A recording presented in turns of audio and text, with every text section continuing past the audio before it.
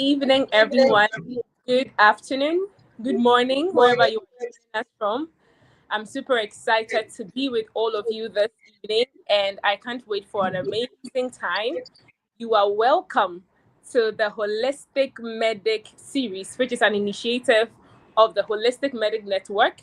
This is an initiative that has been put together to help health professionals and students in the health space to live a life of impact. Our mission is simple. We believe that as health professionals, the arena of healthcare harnesses within us so many virtues that can be exploited for you to make local and global impact. And I'm so excited this evening. I'm sure you can see by the smiles. And of course, I got my red because today is all about love, you know. So I'm so excited this evening. Over the past weeks, we've been discussing a very crucial topic, and that is love doesn't cost a thing. And your able host, I'm here with you. Last week, I couldn't be with you, but we were joined by an amazing person. You all know him, Mr. Kwesiyok was here with us last week, and it was an amazing time.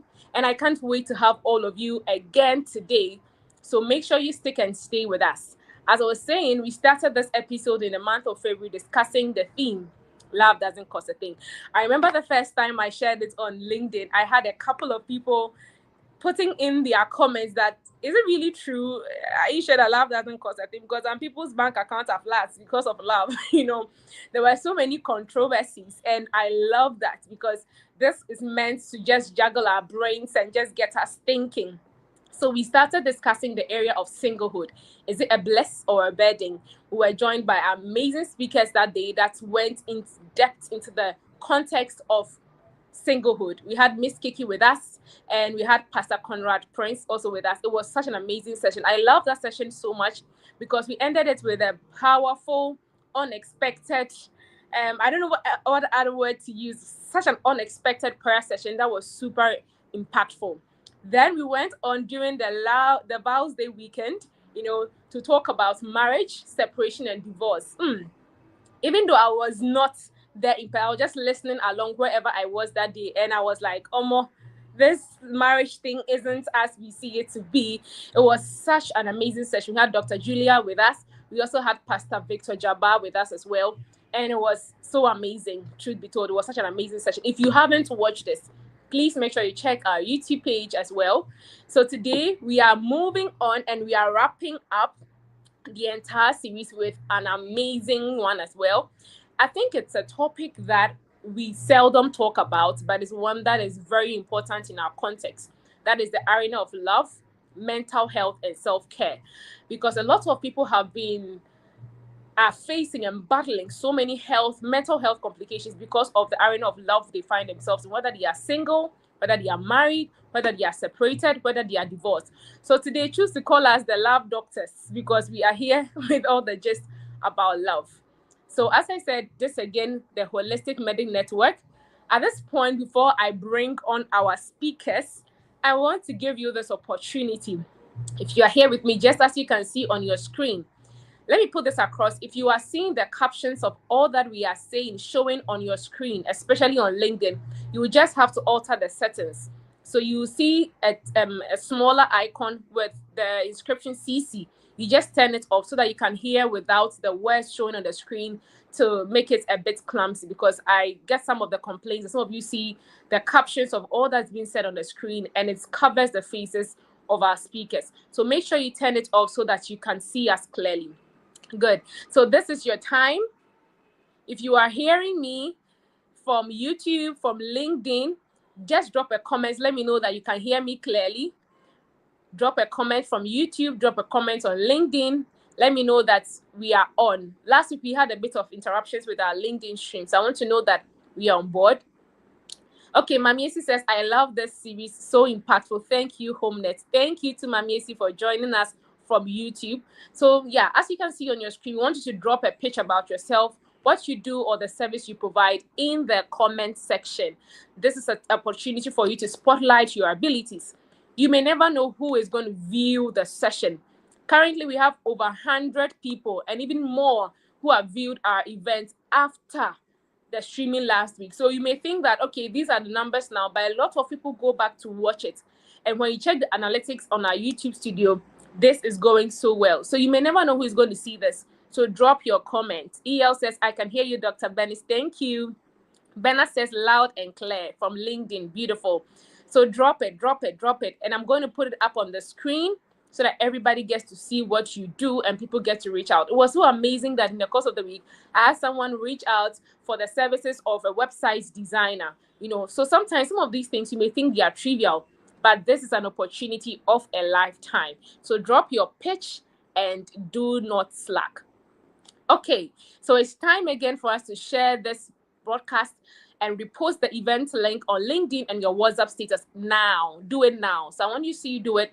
Share it on LinkedIn, share it on your WhatsApp status. Tell people that something good is happening. These are sessions people pay millions for, and you are getting this just with the, I think, some few megabytes, right? So the best you can do for us is to share this and let other people get to know about it. So share it, share it, share it, and let's get into it. So today is a very special day because I'm not here all by myself. I have an amazing lady here with us. She's called Dr. Emanuela Efia-Yeboah, and she will be my co-host for today. Dr. Ella, if you can hear me, can you unmute and say a word before we bring up our speakers? Hello, Dr. Bennis. Beautiful. You're welcome. You're welcome. Thank you so much, Dr. Bennis. Thank you for the opportunity. Okay. So this is Dr. Manuela. If you do not know her, and I think you don't use LinkedIn, if you don't use LinkedIn at all, she's such an amazing lady, and I had the opportunity to get to know her through my cohort one of the LinkedIn and Leadership Bootcamp. And I think there's so much more that we have to do. So she's here today to be our amazing co-host. And she's a very fire woman. So it's very intentional that I brought her here. Most of you know that I always host this show by myself, or the exception was last week when I wasn't around and Mr. York had to take place. So to have a co-host today, you know that this is real work going on. Okay, so we are not going to waste any more time. You know, no more extra gist. As you drop it, okay. So I see Nanessa JB said we are ready for all the gist. Thank you, dear. Nanauma says Sophia from LinkedIn says we are on. Beautiful. Matthias said, I can hear you, Dr. Bernice. Thank you. Bernard has dropped his page. Beautiful. As you can see, he's the CEO of Philly Coder, and they develop websites, custom software, and mobile apps for clients. They also offer IT training, digital marketing, SEO for individuals and businesses. And finally, they also help you to custom software for your human resource management, hotel management, and school management. As you keep dropping it, we'll give you the opportunity to spotlight. Okay, so we are going to bring up our speakers, and today we have three amazing speakers. And I have the singular honor of introducing our very first speaker for today. So after reading about him, I'll bring him up and you get to see the glory. So before I even read the whole thing, Dr. Phinehas has been very instrumental in my life personally, way back when I was a child.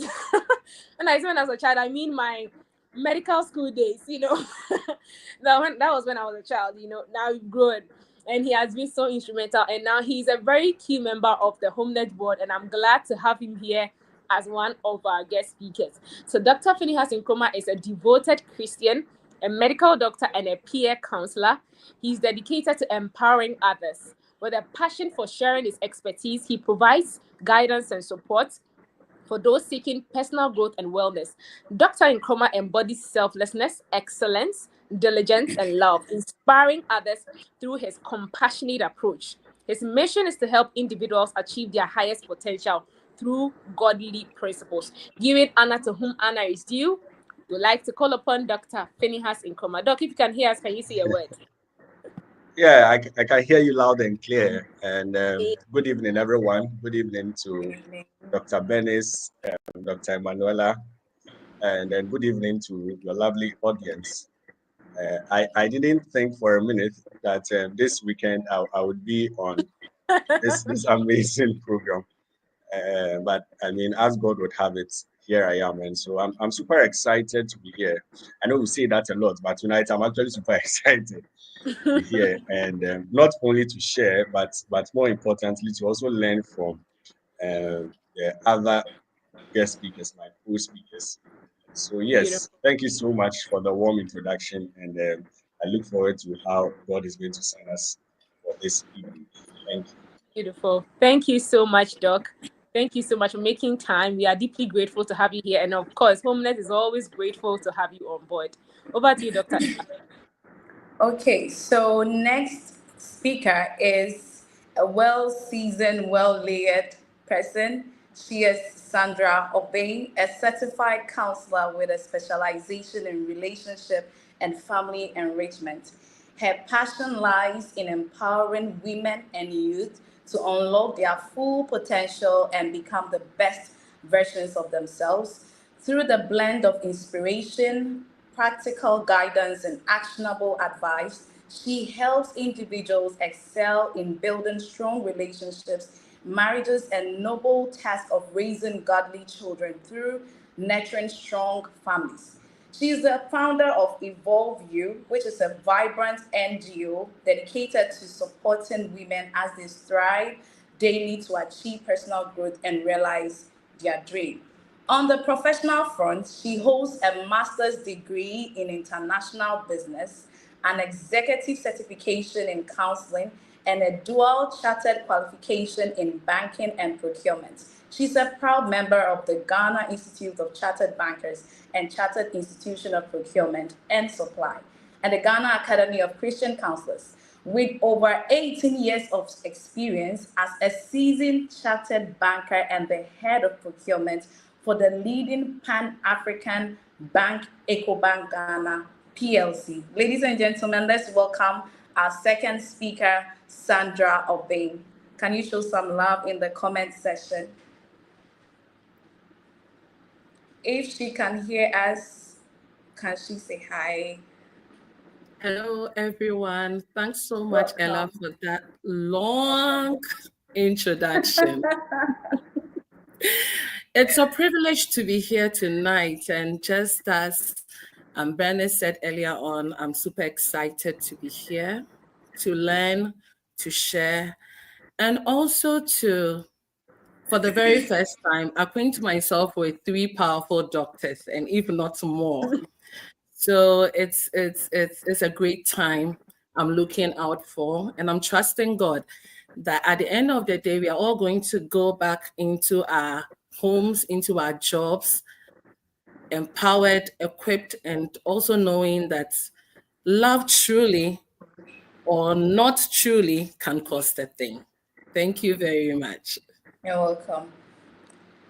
Okay, so on to the next speaker, who believes that mental well-being is the foundation of true success, whether in love, career, or personal growth. She is no other than Dr. Vanessa Abokumakwe, who is an award-winning medical doctor, public health advocate, and a mentor dedicated to empowering individuals to take charge of their health and well-being. She's the founder of Health Plug Network that connects people with the right health information, resources, and support to make informed decisions about their well-being. With a deep passion for mental health, mentorship, and community impact, Dr. Quay has led counseling sessions within her Touch community, provided peer support, delivered engaging mental health talks that challenges misconceptions and inspire real change. She's the executive director of Med Transitions Ghana, where she helps young medical graduates transition seamlessly into their professional career. Welcome, Dr. Vanessa Abokumakwe. In the comment section, can we show her some love as she comes in? Hi, everybody. A wonderful evening, wonderful morning, wonderful afternoon to all of us joining. I'm excited to be here. I think everybody's saying I'm excited, so let me just say the third one. I'm also excited to be here. Matters of the heart are always lovely, and I'm excited again to contribute to these matters. I hope no one has a heart attack at the end of our session today. Thank you. Certainly not. Thank you all so much. And once again, we are really honored to have you here. I am really anticipating a lot this evening, and I'm here to learn. I'm here to know more because these are real issues. These are real things that people are facing. People are being hospitalized. People are even being imprisoned because of some of these issues, because of certain effects, certain actions they take against their spouses. So I'm really excited about today, and I really want every single person hearing us, please make sure you are sharing this across. Let people know that it's time for you to put this across for people to come on board, because we are starting. We're not going to waste any more time, because we have 2 hours to deliver every single thing. So as we begin to delve deeper into our conversation for today, we first want to address something, and that is a very key thing with regards to our topic for this whole month. So the entire month was dedicated to the theme, love doesn't cost a thing. And as we are wrapping up on the topic, I want us to set the bar straight. I want us to just erase any false beliefs and break out the true ones. Love doesn't cost a thing. Is that really so? Is it really true? Does love really cost a thing? Can love empty your bank? Can love make you go bankrupt? So I'd like to hear from our speakers, starting from Dr. Phinehas. What is your opinion on the theme? Love doesn't cost a thing. Over to you, sir. Right. Thank you so very much. I think my first reaction to the statement "love doesn't cost a thing" was really, are these guys really serious? Who are we kidding? That love does not cost a thing. That was my first reaction, and it's been my reaction for a long, long time. It wasn't until recently, probably less than 24 hours ago, as I was preparing for this meeting, that the Lord showed me a new perspective to matters. And so I'm going to share on both sides, okay? I think that love in itself, some people want to see love as an emotion. I'm sure in the course of this discussion, we are going to put a better understanding and definition to what love truly is. But when you look at love as that which you feel, like someone makes you feel loved, feeling that particular feeling in itself did not cost you anything. All right. So that pure emotion in itself may not have costed you anything. Okay? But one truth about this world is that almost everything costs something. Almost everything costs something. All right. We are here on this event. It's costing us something. It's costing us data. It's costing us time. Okay. It's costing some people years to gather knowledge and information to share. Okay. Almost everything costs something. Okay. And when it comes to love, the expression of love is costly. Okay. Having love may not be costly, but the expression of it is costly.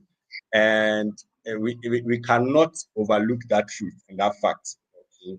We realize that if you love someone, you are going to spend your time, you are going to spend your energy, you are going to spend money, you are going to spend gifts, you are going to spend a portion of yourself in expressing that love. Okay. And that's how it truly is. Okay. That is why the word of God says that this is how God demonstrated his love towards us. Okay. While we were yet sinners, Christ died for us. So one of the expressions of love was the death of Christ. Christ gave his life as an expression of love. So it costed him his life for us to have love. Okay, so it is always costly. Okay, you may not come at your cost, but it came at someone's cost. You may have it free, but someone had to pay for it. If you have a free lunch, someone paid for it. It came to you free. It doesn't mean that there was no cost at all. There was a cost. You just didn't bear it. Okay, so that is one dimension of it that love actually costs. But when I was preparing, like I was saying, the new perspective I had to this was this, and I'm going to try to simplify it with an analogy. And one of the phones I am looking forward to purchasing, and I'm trusting God to probably touch the heart of one of your audience to gift it. It's an iPhone 16 Pro Max, 512 gig, physical SIM unlocked, desert titanium color. You see how I know all the features? It means I'm very serious about it. Right. So let's imagine for a second that I have money to go and buy. And then I go out to town to go and buy this original product for 2 cedis. Ridiculous, right? I buy it for 2 cedis. And then I come home and someone asks me, "Oh, how much did that cost you?" I could literally say, it didn't cost me a thing. It didn't cost me a thing. not because there was no cost, but because whatever I lost in exchange for the value I gained, the cost meant nothing. All right.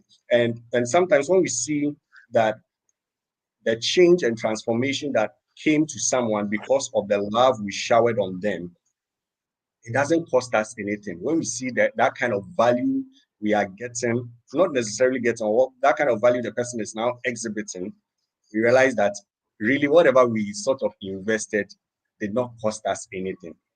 So in one dimension, I agree that love does not cost us anything. In a very obvious dimension, love is costly. Thank you so very much. That's my perspective to it. Thank you so much for that, Dr. Phinehas.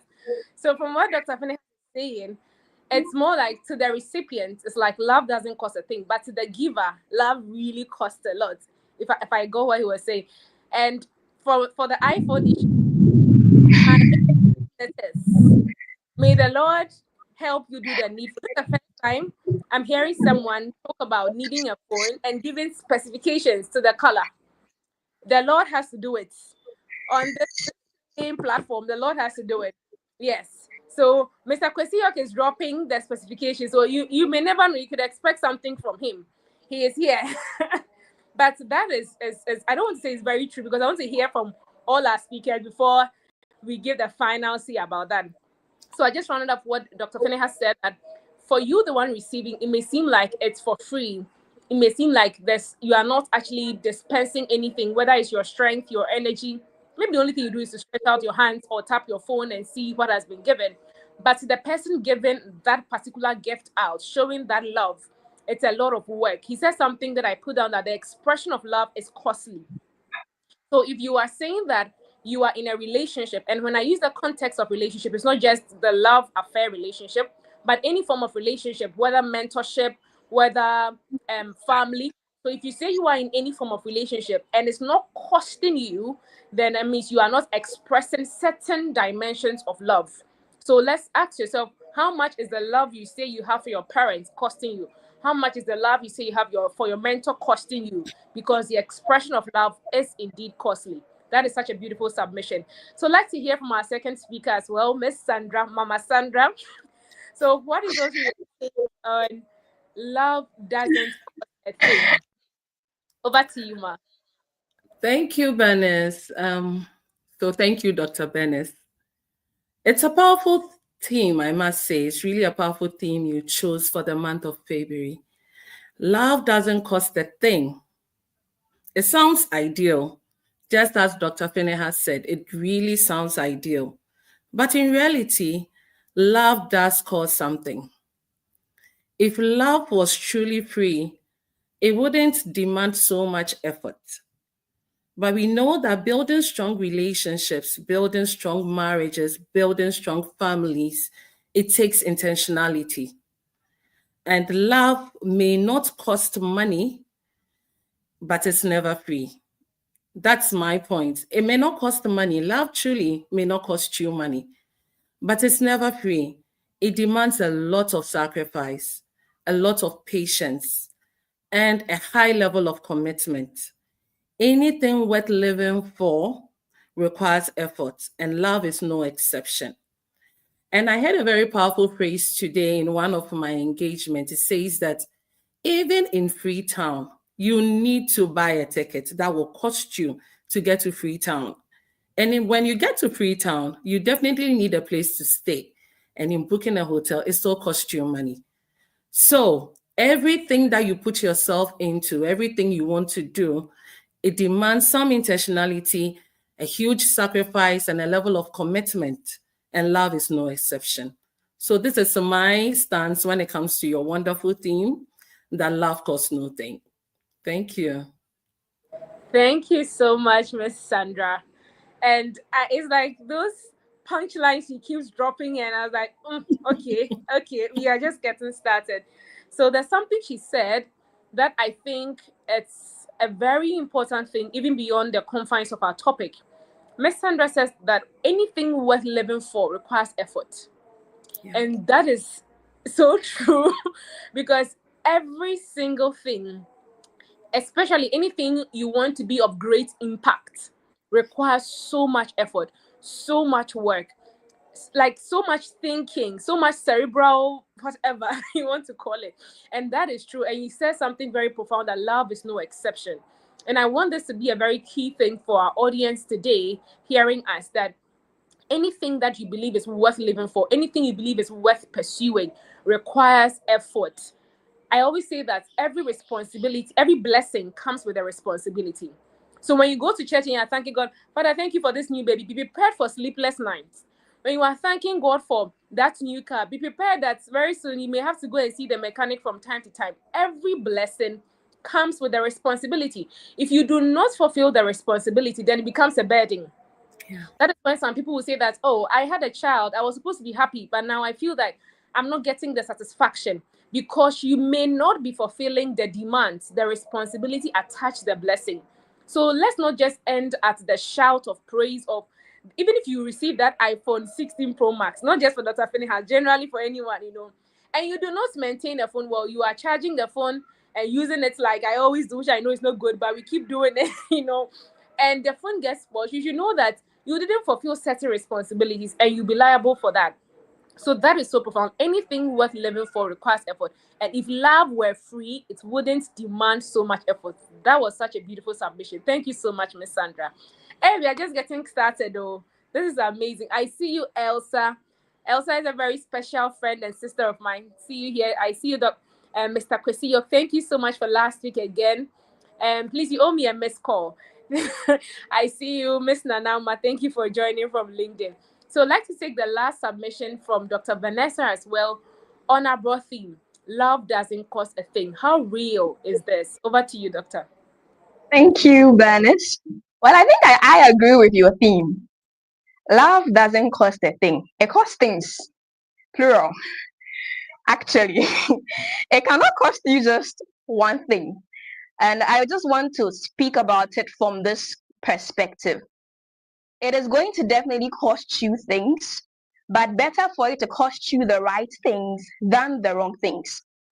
Imagine this: someone who is very prideful, somebody who has a very bad temper, somebody who is facing a lot of emotional neglect and so many baggage from the past, enters into a relationship and then is able to grow, is able to find a better way of finding healthy love or growing better. It did cost the person something. It cost the person the past of where the person was into a brighter future. It's going to cost you, absolutely. There's nothing free. I learned this, that love is a powerful thing. And if it wants to be powerful to you, it must cost you powerfully. It must cost you your comfort zone. It must cost you your time. It must cost you your effort. It must cost you something for you to realize that love is not just something you can just flip off the boat and know that I just tick the box. A lot of people are getting into marriage because now I'm 30 something. It's now the right time for me to get married. Irrespective of who is around, come and marry me. But that's wrong. You should realize that there is a cost to everything, and that includes love. So yes, love doesn't cost a thing, but it costs things. And make sure that what is costing you are the right things and not the wrong things. So that's my take on your theme for today. Thank you. Beautiful. Beautiful. Beautiful. Please, people should give me synonyms for beautiful at this point, else I'm going to be using beautiful throughout our conversation, because this is beautiful. Immediately, Dr. Vanessa said she agrees. I was like, okay, what is tell me part two. Let's move to part two. What is coming next? And that is so beautiful. And I think all that our guests are saying to us today is agreeing with one particular pattern, that love doesn't, if you think love doesn't cost you anything, then you are not showing love. That love will cost you things, not just even a thing, And there's something Dr. Vanessa yet again said, that love is a powerful thing. So definitely it will cost you powerfully, it will cost you so much more. And it's better for it to cost you the right things than the wrong things. And I think oftentimes, immediately we talk about love costing people, the first thing we think about is what? L'argent, kudi, money. But oftentimes we forget that money or cash in itself is not just the only essence of expression of love, but we have limited love to just its expressions to just money. So immediately we say love doesn't cost, we start to think about the aspect of cost as just money. And that is a very great misnomer that I always want to debunk, because not all money is cash. I'm telling you, the kind of money you can spend in a week, it's nothing close to cash. Your time is money. Your connections are money. Your energy, they are all money. But just cash is just an expression of money. So indeed, love will cost you so much more than just the cash. So Bernard is saying, imagine if your partner's love language is receiving gifts, then that one you need to go and pray. Of course, it should be other things, maybe expensive things like you showing good love. I don't know. Claudia says hi, Claudia. And Miss Anama says beautiful. Dr. Belinda said love costs things, not a thing, but it's better for it to cost you the right things than the wrong things, just as Dr. Vanessa said. Thomas says, wow, different perspective for just one thing. That's powerful. I'm learning. And indeed, I am also learning. So we've wrapped up on our topic. So those of you who were in my DM asking me to change my theme, because please, we have settled it. If you are DMing me, it's because you want to say something else. We've settled that indeed love is costly. And make sure that if indeed it is costing you something, you are putting in your effort, because love is a powerful thing and it's costing you the right things than the wrong things. Over to you, Dr. Emanuela. Thank you, Dr. Benes. So what I really love about Dr. Vanessa's submission was that I think what I got from it was that even if you are ushered into a very beautiful relationship, it must have cost you a bad experience you had from your previous relationship. So most definitely there is something that you have to pay to get a good relationship. Thank you so much, all of our speakers. So on to the first speaker. We just started with So on to the first speaker, Is it possible to love someone deeply while protecting your own mental health? Is it possible to love someone very deeply and protect your own mental health? Where do we draw the line between selflessness and self-sacrifice? Right. So I think that not only is it possible, it's essential and very important that you pursue that. Okay. So it's possible to love someone deeply and not to lose your mental health in the process. Okay? And it's something that should be pursued. Okay. Now, every love, in fact, true love requires selflessness. Okay. True love requires selflessness, it requires self-sacrifice. And when I say true love, I think our model should be the love of God. When we look at the love of God, it costed God. Okay. There was a sacrifice made for love to be expressed to us. Right. So true love would require self-sacrifice. It will require selflessness. However, what is essential and what I think should be the borderline and where the line should be drawn is when you are not losing yourself and what I call personness or sense of worth, sense of being in the process of expressing love. All right. Oftentimes we find that there are people in relationships that express unrequited love.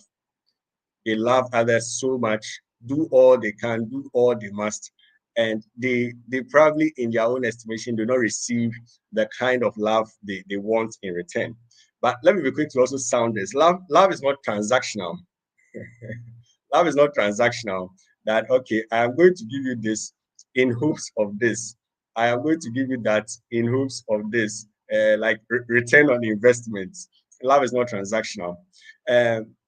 But you find that when we have persons in such a situation, not only do they lose their sense of worth as they keep on doing that in that cycle of expressing love and probably not being laughed back.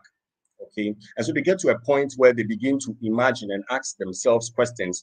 Am I worth loving at all? Am I so bad that nobody can show me even a tiny amount of love? Okay. At that point, the person is now losing their sense of worth. Is now questioning their sense of being, their personness, their identity is being lost.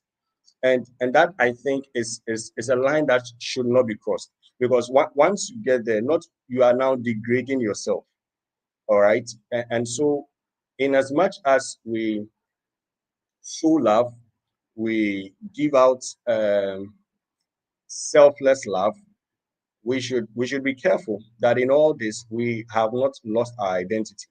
So I say that proper balance comes when we are able to give without feeling depleted, to support without having our foundation taken, all right, and to love without neglecting our self-worth. That is when true balance actually happens. If you are able to give without feeling depleted, if you're able to support without losing our foundation, we are able to love without neglecting our self-worth, then true balance happens.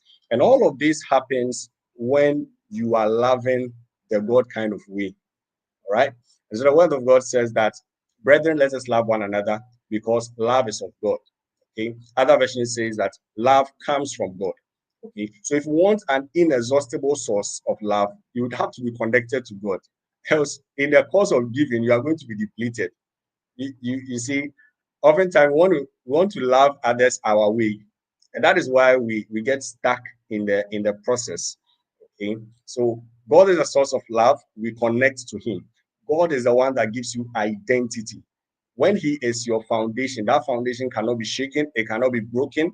No matter how you in wisdom support others, your foundation in Christ, your identity in Christ, when well taken care of, when well invested into, will not be eroded by reason of you showing love to others. Okay, and so I believe that yes, it's possible. It's absolutely possible. Else we can conclude that nobody is loving deeply in this world, or all those who are loving deeply have mental health challenges. But that is not the case. Okay, so yes, it's possible.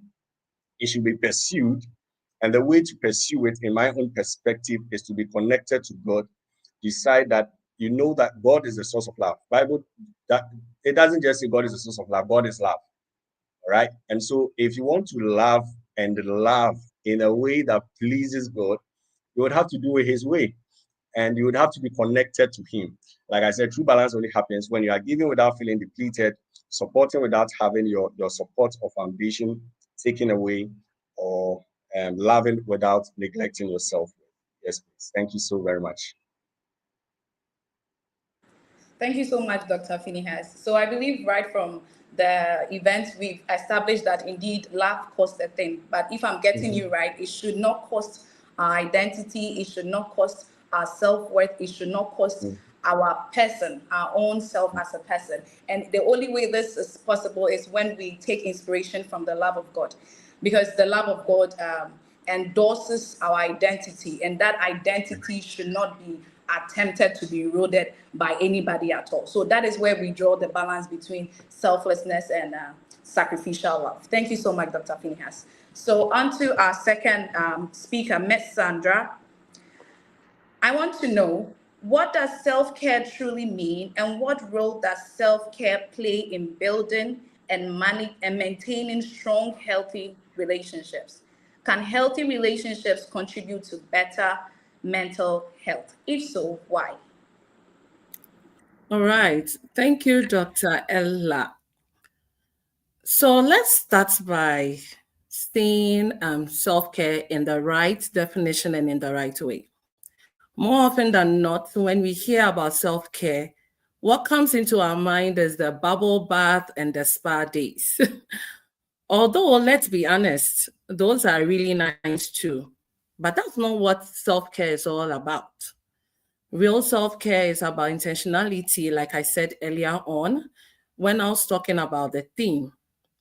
Real self-care is about intentionality. It's about taking care of your mind, being intentional about your mind, being intentional about your emotions, being intentional about your spirit.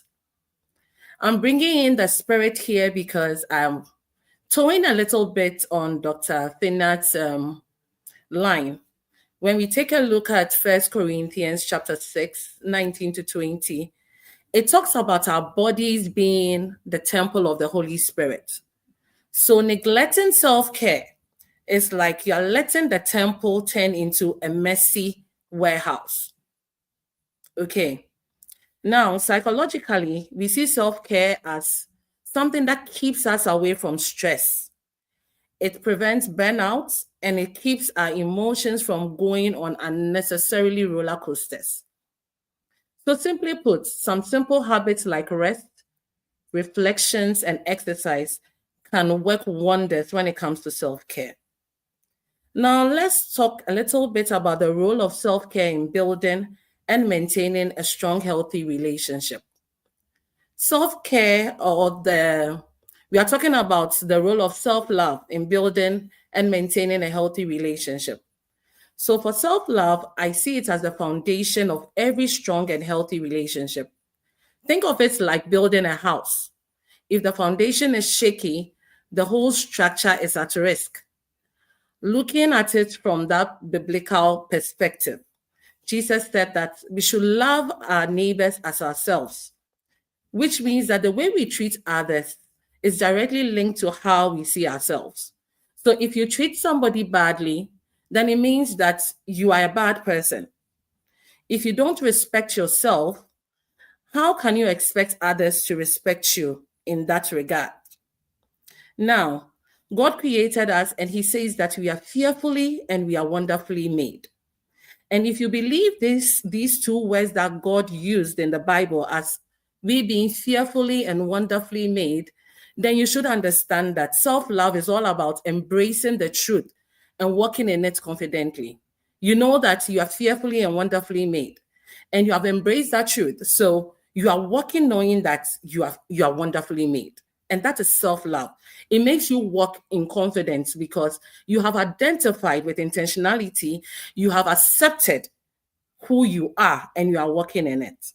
So in a layman's view, I would confidently say that self-love is like an emotional immune system. It will protect you from unnecessarily drama, bad decisions, and what in my own context I term as testing someone you know is bad for you syndrome. When you don't have self-love, when you don't have that, let's be real, you will settle for anything in life. If you don't believe and work in who you are with intentionality, you are going to settle for anything that comes your way. You are going to tolerate nonsense, and you are always trying to prove your worth to people who you should have even blocked 3 months ago because you don't know and you don't love yourself. Now, to me, this is what self-love is all about. And this is the life-turning moment when it comes to knowing yourself and how self-love plays an important role in maintaining a healthy relationship. What self-love does is that it sets the relationship standards. When you value yourself, you will not settle for the bare minimum. You will not settle for anything that comes your way. You will see the red flags. You will see the lack of effort in the relationship. And you will know all that is going on. So in a nutshell, I would say that you will expect and attract healthy and respectful connections. When you have self-love, you will set the right relationship standards.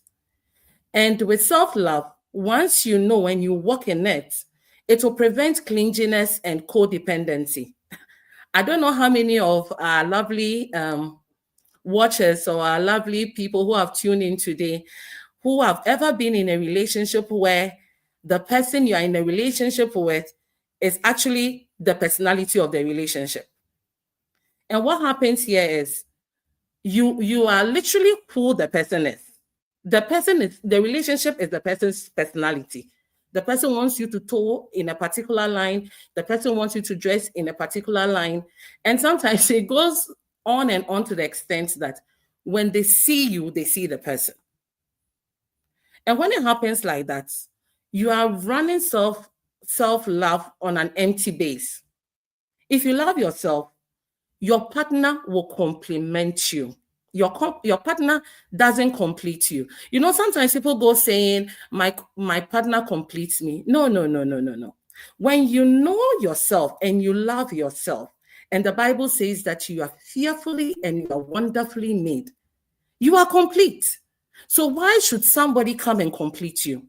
That partner is supposed to complement you.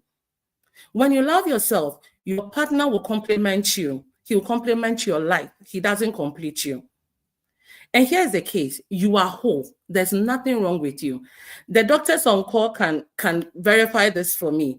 I don't know of any two lovebirds who have been involved in an accident that will require a surgery. And when both of them were laid on the table, one person's heart happens to be in the other person's body. So to say that that person has two hearts and you don't have any heart. It's never possible. Well, maybe our doctors are here to tell me. I have not come across that scenario before. So that means that you are complete. You are whole. There's absolutely nothing wrong with you. You are whole. Nothing is missing. Nothing is broken. So when you have self-love and you believe in who you are, then I would say that your partner or whoever you are in a relationship with is complementing you and not completing you. The Bible has already said it, that we are fearfully and wonderfully made. Thirdly, I would say that when you have self-love, you communicate like a pro. Self-love gives you emotional intelligence, which means that you have fewer meltdowns. You will not mind people when they throw their excesses at you, because you know who you are and you are working in it. You know what you want. You know how to express it. And you walk away from things that are not serving you with what you are. Lastly, I would say that when you have self-love, when you embrace it, when you understand self-love, you set the right boundaries. Self-love is knowing when to say, no, no, no, no, no. This thing is not good for me.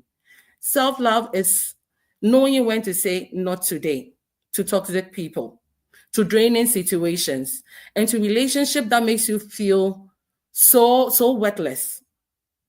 Now, I remember you asked the question about how can we do this? The question about how can we have a healthy relationship and contribute to a better mental health? Well, healthy relationships they all thrive on the brain. That is how I see it. They all thrive on the brain. They boost your mood. They reduce your stress.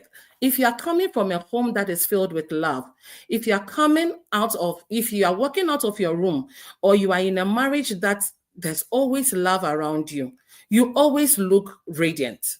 You always look vibrant. You always have that energy to do something, and you build resilience. That is what self-love does. That is what healthy relationships they do. Now, psychologically, we say that strong relationships, they reduce or they lower your anxiety and your depression. Thanks to the happy hormones, I think the doctors here will agree with me. There are hormones like oxytocin. I know there's one like dopamine, which promotes emotional stability. And these hormones will only come into play when the body is at rest, when the body is happy, when the brain is functioning properly. Now, back to the Bible, it says that two are better than one in Ecclesiastes. And if one falls, the other one can bring him up. Saying that literally, this is meaning that good relationships provide emotional support. It provides accountability and a sense of belonging.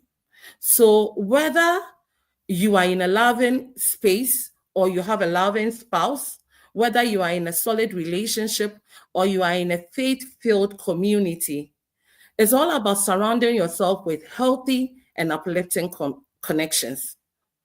It's not just about existing in these spaces, but when you surround yourself with healthy and uplifting connections, it is good for the heart, and ultimately it will be good for the body too. So this is what I have to say when it comes to the question you posed to me, Dr. Ella. Amazing. Beautiful. Thank you so much. Thank you so much for that. Immediately you said that strong relationship can reduce your anxiety and your depression. I was like, we have to start adding it to the prescriptions. Like when they come with anxiety, strong relationship, guess what? But I think I believe you have made very, very strong points, because personally, I used to, immediately you start talking about self-love. There's this societal perception about self-love. Like you love yourself, so you are just thinking about yourself. you are not thinking about anybody. When people are sleeping, do they think about other people? But they make it feel so bad when you are projecting that, okay, this is me time. So it gets so bad to the point that now when you're in a relationship, it's like the entirety of your personality is dependent on the other person. Like you can't be with, some people can not literally be with themselves. Like you can't just be with yourself. So, and when I say you can't be with yourself, I'm not trying to say that, okay, of course, some of I can be with myself because I have my phone, my iPad, but without some of these gadgets, some people just can't live in their heads by themselves for minutes. It's because we are not used to giving ourselves that attention, right? And I think this is so true what you said, that we need to know that when we love ourselves, we will know what to attract. You said something very profound, that we should be willing to walk away from what has no, what's when we are being served what we are worth. And it just clicked in my mind that when you go to a restaurant and let's say you order for rice and they bring you eba, would you sit down and be smiling at the waiter or the waitress? No. You will be gentle. Some may be gentle and say, oh, please come. I didn't say I want eba. I said I wanted rice. But you will not say, okay, let me eat like that. Every food na food. Nobody does that. So how come when in our relationships, when we are looking for lasting relationships, because sometimes you are going to be in a relationship for more years than you have lived your own life, if God allows it. If you're going to pass over at 70 or 80 and get married at 25, you're going to live with someone's son or daughter for more years than you lived with your own family. So why is it that we do not allow ourselves to attract what we want? So if we go and we are being served something we do not want, if you indeed you know what you want, then you can say that it's not what I requested for. Right? But if you do not know what you want, it's like a buffet. You just pass, but even buffet, you select what you want, isn't it? So I think indeed self-love is important. Let's do away with the societal idea that if you love yourself, it means you are being DB, or it's like you are Elon Musk's personal assistant. So for you, they can love yourself. No. Whoever you are as a child of God, you have to love yourself. You have to love your skin. You have to love being in who you are. Thank you so much for that, Miss Andra. And the hormones you, oh my, this I have to call you Dr. Love because this is hitting. For the heart one, we have our top surgeon here, Dr. Finehas. Maybe he will address the heart, because if I say I've not seen and the surgeon has seen, I'll be defying all odds. So I'm sure when he comes in, he will give a good answer to that. Thank you so much. Now we want to move then again into there's a similar question like what we asked, but this time around we want to find out from Dr. Vanessa that how can we differentiate between love that heals and love that harms our mental well-being, and what are some of the red flags in relationship that can negatively impact our mental well-being. He said something profound in the earlier submission, that love doesn't just cost a thing, it costs things, but it's better for it to cost us the right things than the wrong things. So how can we differentiate between that? This love I have, as Miss Sandra was saying, this is a harmful love. What are the signs and symptoms? What are the trigger factors? So that we'll know. If you are still here with us, please keep dropping your contributions and your comments in the chat so that we know that we are having this discussion with you. Over to you, Dr. Vanessa. Thank you so much, Dr. Bernice. And I feel like just honoring Mama Sandra with her doctor title. I think she's a love doctor for today, because looking at the oxytocin and then the dopamine that is going around in today's session, it's another level. Wow. So I think today I can call her Dr. Sandra. So thank you so much, Dr. Sandra, for that amazing submission on self-love. Now, before I talk about what love that is harmful or love that is healing is, I just want to bring this perspective. I totally agree with Mama Sandra when she says that everybody is whole, but I feel like a lot more people are broken. They are whole, but they have cracks. And that's because even before entering a relationship, our past, our childhood experiences, what we wanted, what we desired, what we went through formed a particular perception of what love is to us. It shaped how we give love or receive love. The psychologists will say that it formed an attachment style. So for most people, they come in with an insecure attachment style because of their upbringing. They didn't get to see love in a pure form. Imagine living in a family where you need to do or perform well before someone will say that I love you.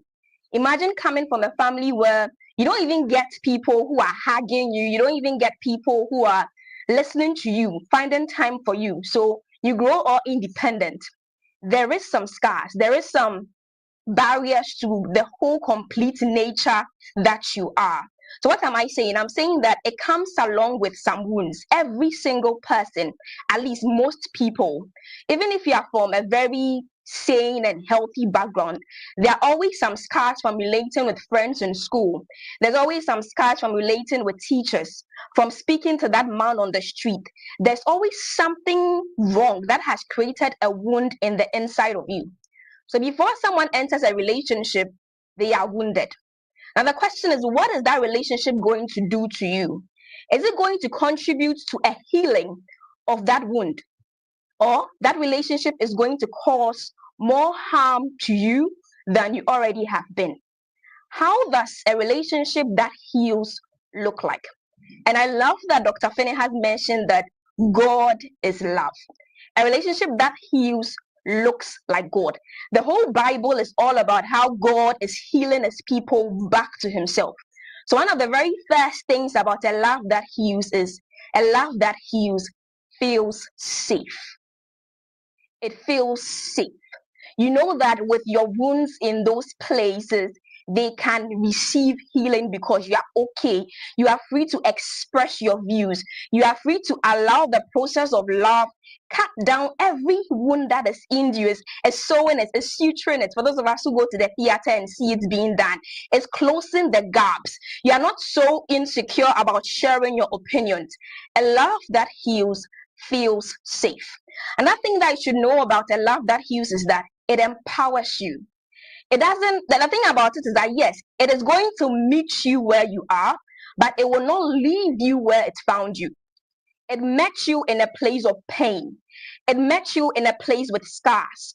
But the more you find yourself in that love, the more the scars are healing, the more you are growing. I say that anytime you are in the right kind of love, you go incremental and you don't go detrimental. Your mental health is not affected so much. How much you are talking, how much you are feeling, like it's holistic growth, guys, even financially, even emotionally. Those of us who are married, hey, maybe it's prophetic, guys. those of you who are married can tell that yes, there are certain times where you feel like you and your partner are having struggles, but just coming together alone increases your account. 100 plus 100 is 200. 0 plus 100 is still 100. 0 plus 0, God help us all.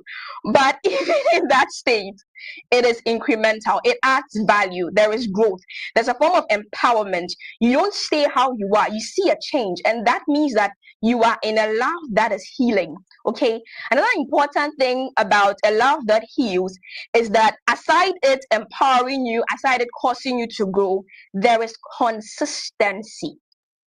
Now, I say this with great thought because people think consistency is every day you are increasing by quotas of 10.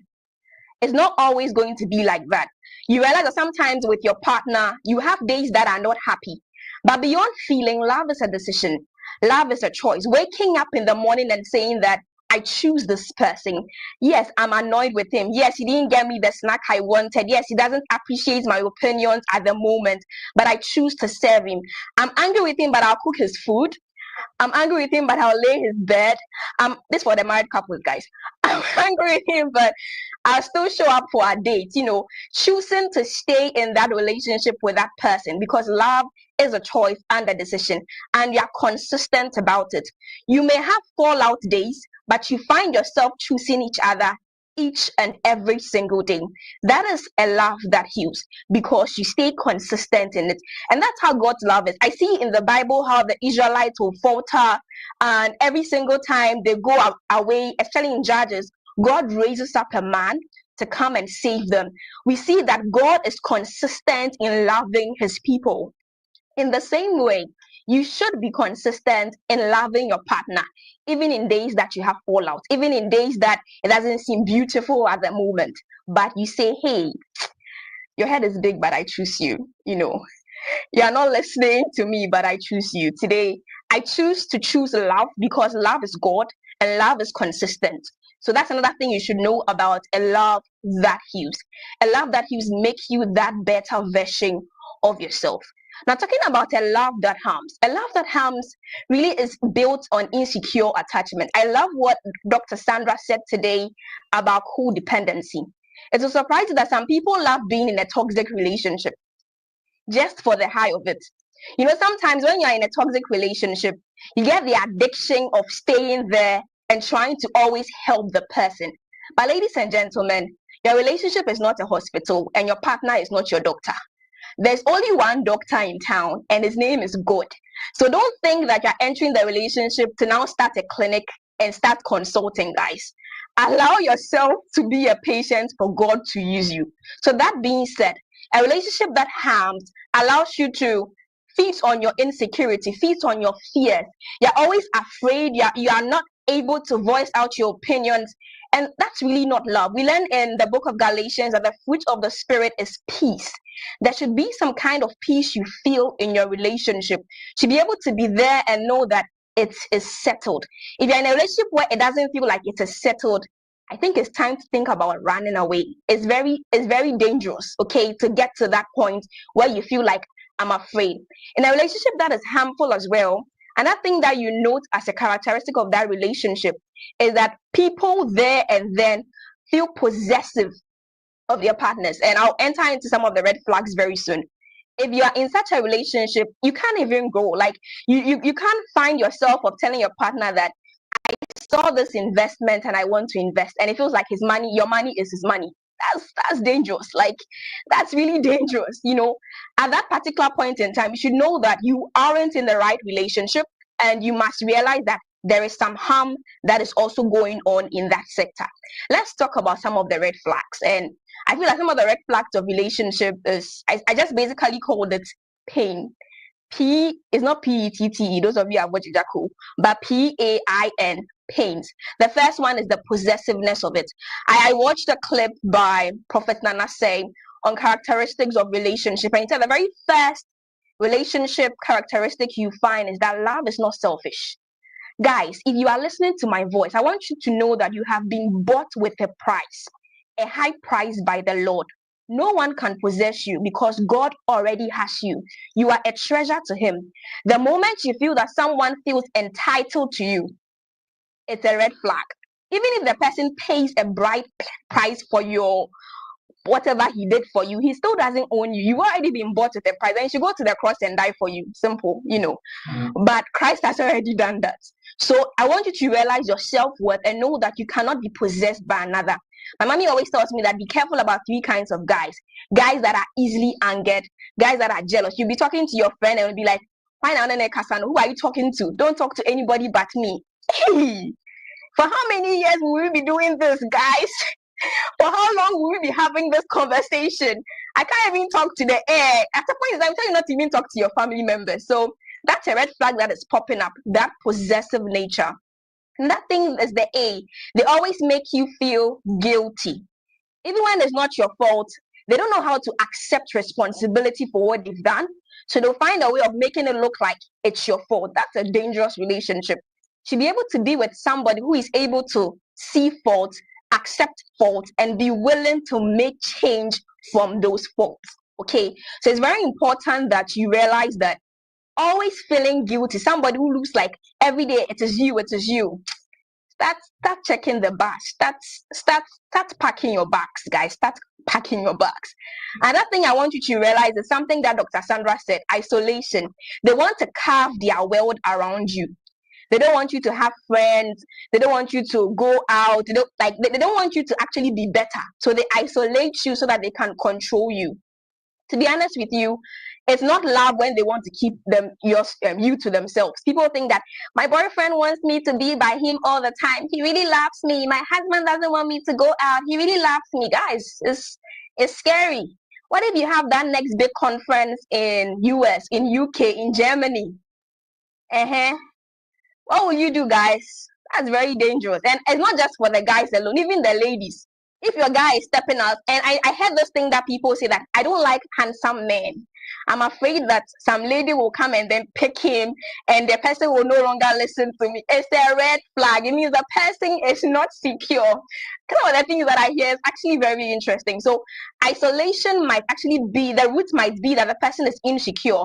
And that is where the right love comes in. That both of you will go on that healing journey. You help the person feel more secure. I like what Nanama said, narcissistic behaviors. It's a spirit, guys. I think Dr. Nanama will help us cast it out. So it's important that we know that our partner shouldn't be people that isolate us. And just to end it up, our partner shouldn't be people that neglect us. You can't be in a relationship with yourself. Then it's not a relationship. Maybe it's a relation, but not a ship. A relationship requires partners, two people. And let me qualify this for the sake of this session. A man and a woman. That's what the Bible says. Two people have to be in that relationship. If you're in a relationship with yourself, it's dangerous. The person doesn't text you. The person doesn't call you. The person doesn't even make time to check in on you. And I hear people say that doctors are like that. I watched the meme quite recently that said that which are the most dangerous people to avoid. They said doctors and pharmacists because they never have time for you. If you find a doctor and a pharmacist that loves you, they will make time for you guys. So making time is important. Letting the person realize that love language that they have is equally important. You can't be emotionally distant in a healthy relationship. That's harmful. That's a red flag. I should see that I'm not the only one putting in the effort. You are also showing me that you love me in one way or the other. Okay? So do not settle for less. Everybody here in this platform is trying to tell you that my lady, my guy, son of God, daughter of Zion, don't settle for less. Don't allow anyone to let neglect prevent you from seeing the great thing that God has for you. I love something that Bishop T.D. Jakes says, that the man or woman that is meant for you will not leave you stranded. Sometimes people leave your lives because they are not ready for the kind of destiny that God has placed in your life. So don't always feel like it's sad. Yes, cry about it, but God has something bigger and better waiting for you. Be prepared to let go, to have what God is bringing into your way. So that's all I want to share for today. There are more red flags. If you want to know more, you DM me, I'll show you so that we'll not see time. Thank you, guys. Wow, thank you so much, Dr. Nessa. This is so apt, so right to the point. Everything summed up in such amazing ways. And I really love all the things that you have said. A love that heals, looks like God, feels like God, feels safe. There's consistency. And I really love that. But I had to underline it because that was one of the major things that Miss Kiki mentioned on our very first episode. She's also a relationship counselor. And she was like, if most of it, we talk about red flags, but that they also want to talk about the green flags, the good things to look out for in a guy. And she was like, if somebody's pursuing you and the person is not consistent about it, not persistent, right? So she actually defined the clear-cut difference between somebody being consistent in their pursuit and someone being overly persistent. So if the person is being, let me use the word, healthily consistent, it's a sign that this is a good person. Not those who will text you on a Monday and you hear from them again when they say another, okay, COVID won't come again, but something bad is coming up again, and now they want to reach out and find out how you are doing. So that consistency is very important. That intentionality, that you are with this person, you are growing with this person, not leaving the person stranded, as you mentioned, is a very, very key thing. And the love, you equally made mention of the love that harms and the characteristics of it. So it's that isolation bit is something I'm really grateful that you mentioned, because a lot of people are buying into this movie idea where a guy elopes with a lady. You see, like, and they are on an island and they are feeling themselves and they feel that is love. Please, in this context, you have to come back to work. Your shift is waiting. Your boss is waiting for you. Who are you eloping to? You can't elope anywhere. You have to work. That COVID-19 love, that isolation love, we cancel it. If you are here, type that we are canceling the COVID-19 love. I'm not saying there's no room for your couple to have time for yourself, but whoever you are with shouldn't isolate you. Even when God died for us, when Jesus came to die for us, he didn't isolate He said he has sent us into the world to get more disciples, to bring many more to himself. So if your partner knows that you have good stuff, if the partner knows that you are worth something good, he would want others to know that this queen of mine, this king of mine has something good and has to be unleashed to the world. If you are holding something, it's negative. Anytime someone enters your room and you're not prepared, what's the first thing you do? You start throwing and hiding away all the bad stuff. If you have an aquarium, would you go and put it in your storeroom? No, you will display the aquarium for the person to know that you and Elon Musk, you are almost on the same level, because the aquarium is a good stuff. So if you believe your partner is good stuff, if you believe your partner is a good person, you wouldn't want to. Some of them go to the extreme of even their family. You want to pick the person from a family, and you are telling the person that when your father calls, you shouldn't pick. Now, when you do something wrong, who should they go and report you to? So it's very, very important what you mentioned. Thank you so much. And I love how interactive our comment section is getting. You know, Dr. Belinda says, let me go up a bit. Said Dr. Vanessa is dropping bars. Someone said that's Ramity. Yeah, indeed, there are problems with that. Nanama says these are narcissistic behaviors, and I couldn't agree any less. And Belinda says the love that heals is consistent, safe, empowers, and she's learning a lot. I'm so excited about that. Okay, then I was just laughing.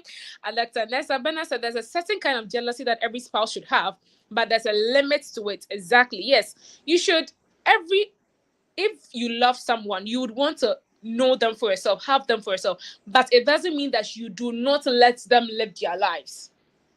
God is in us. We carry him everywhere. He has us. We have him. But he has unleashed us to the world. That is the God kind of love. Beautiful. Yes, so Bernard says again that God has a possessive jealousy for believers, but he gives us a free will and space to operate on our own. Oh, yes. Elsa says we are canceling the COVID-19 love, the isolation love. Okay, no eloping. Daniela says, yes, indeed. You can't, so people can't enjoy and leave us. They will leave you. You have to start praying that God should help you find yours.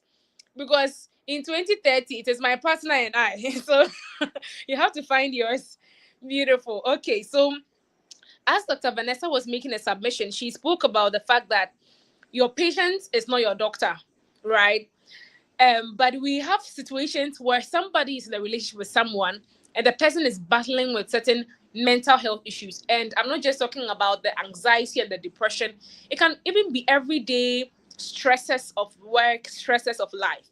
So how can you support? That's the key word. How can you support your partner when they are struggling with mental health and emotional challenges whilst maintaining yours, right? You are supporting, but you are maintaining yours. How can we find a fine balance? Because I know certain people who go all out for their partners, and before they realize they are suffering from the same thing that their partners were suffering from, right? This sort of transference. I don't know if it's like contagious something, but how can you support your partner whilst also maintaining your own sanity? Over to you, Dr. Phinehas.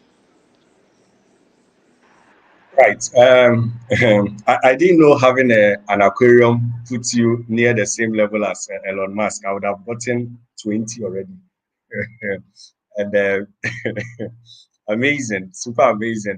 Dr. Sandra, as we would have it in this meeting. Yes, so love has had benefits, okay?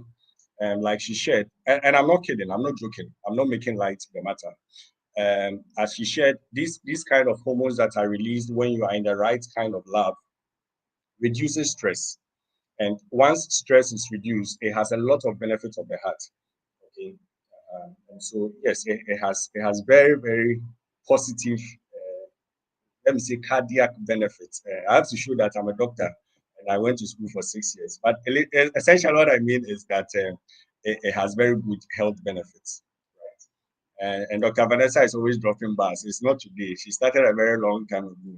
It's a grace upon her life. So those of you who want to drop bars, connect with her. Okay, amazing. Okay, I think that the question you've asked is very scriptural and spiritual.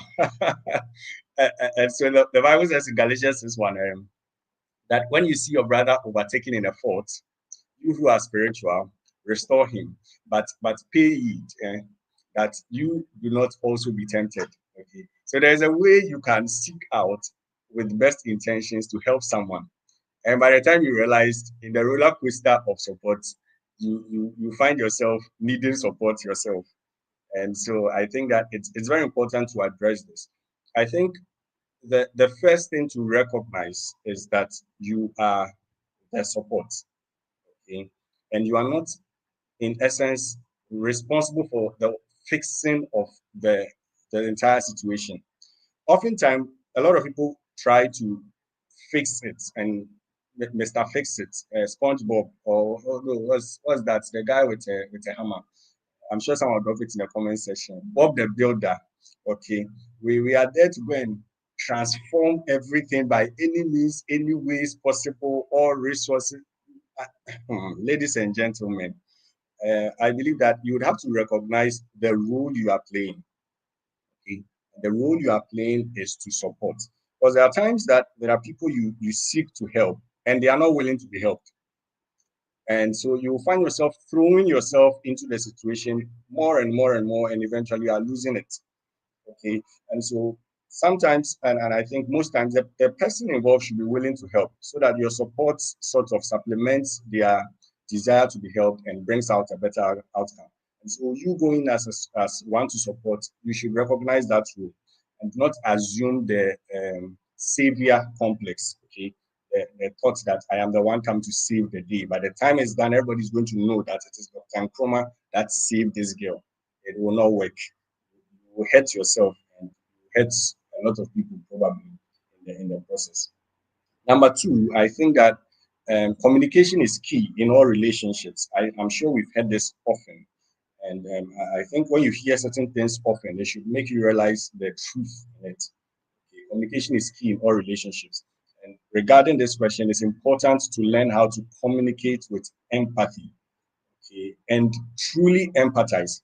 All right. Now, the reason why I'm saying truly empathize is that just like the word of God says, let us love in deed and not in word. Sometimes we want to always communicate with empathy when truly we don't empathize. Like say, oh, I really understand what you are going through. But actually, you've never had that situation before. So how can you truly understand? Did you read it from a comic book or what?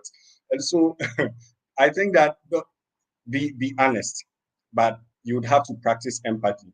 There are times I've spoken to people, counseling them, and I did not truly understand the depths of their situation. And I was honest about it.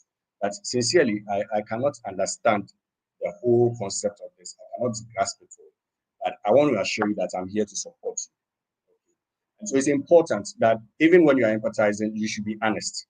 Okay, don't always say, "Oh, I understand. Oh, this thing I've been through it before," when you have not.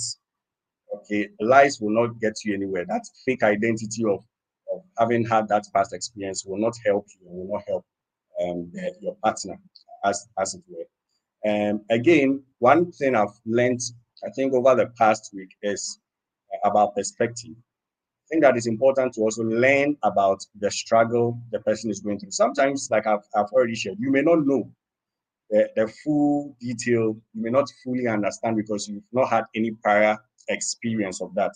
But it's important to learn about these things. Okay.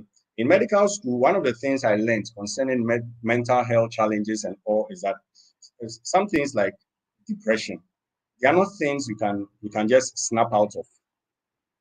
Okay. And when you don't know some of these things, you would act in a way that will hurt the person. You see, learning and perspective, it brings clarity and empathy. So when you get to learn that, oh, depression is not, it's not like a switch. It's not like the person just decided that I'll be sad. I will not be excited about whatever is going on. I'll just choose to be sad. Hey, Charlie, can't you just snap yourself out of it? What do you mean by this is worrying you? Can't you see all the good things in your life? Why are you choosing to dwell on the bad? I mean, when you don't understand, when you have not studied or come to know that this is how these things work, you will not understand the perspective. But when you learn about them, it gives you perspective. You realize that this person is not choosing to be sad, literally. It's not like they've made that decision that, oh, as for me, sadness is my portion. Okay? And when you understand that, I think that it gives you clarity on the whole situation and it helps you empathize so that you know how best you can support them. When we started this session, Dr. Sandra shared with us some very few pointers or things you can do regarding self-care, like exercise. If your partner is willing, you can engage in some of these activities. Okay? You can go exercising. You can imagine how going to see certain sites like a waterfall would do for partner. Okay. And so if you can afford it, I see that the two doctors are so excited. They want to go for sightseeing. And the Lord will visit you. Right. And so you can imagine how such activities can help to boost their morale or mood, as it were. Okay. And then one other thing that you can engage in is to build a team of support. The two wonderful speakers that I'm sharing this with have said a lot about how isolation negatively impacts these things. You cannot do it alone, and you should not do it alone. All right. If you are the only person that your partner is sourcing their strength from, you will not go far. Okay. If all their solution is that it is only you, I mean, there are times you may not be available. What do they do in such situations? So it helps when you are able to build a community that can support them. Some members of that community could probably be a therapist. Okay, if they have a therapist, they are seeing a professional therapist. Okay, or their family. There should be a community that is supporting them. It can't be only you. Okay, it can't be only you, else it may not go far. Right. And because we are talking about how to do all these things and not lose yourself in it, I think it's important to have what I call introspection, regular introspection. Okay. There are times you should step back and ask yourself, how is this going so far? There should be reality checks. Okay. How is this going so far? Am I actually losing myself in all of this? Or everything is fine in all of this? Okay. So that you do not find yourself doing things overboard. Finally, as I round off, I'm sure the other speakers will have wonderful things to chip in on this, is to pray. Okay? Pray for the partner. One of the things I learned about praying for people is to learn how to do it in their presence. Okay? When I was inspired, I used to tell people that when you are praying for people, they are not present. And so they may not know whether you are praying for them. And even if the effect of your prayer is being felt in their lives, they cannot trace it back to you. But when they see you, you go and visit a friend, and before you leave, you say, "Oh, you know what? Can we share a word of prayer?" Oh, they would love it, and I've seen it work. I've seen it have so much powerful influence in their life. So I never downplay the role prayer has to do in changing some of this. So pray for them, okay? Not just intercede for them in your rooms, but when you meet with them, hold hands, pray, and I'm sure with some of these things, you will get them right back on track, and you will have a very wonderful relationship. Thank you very much.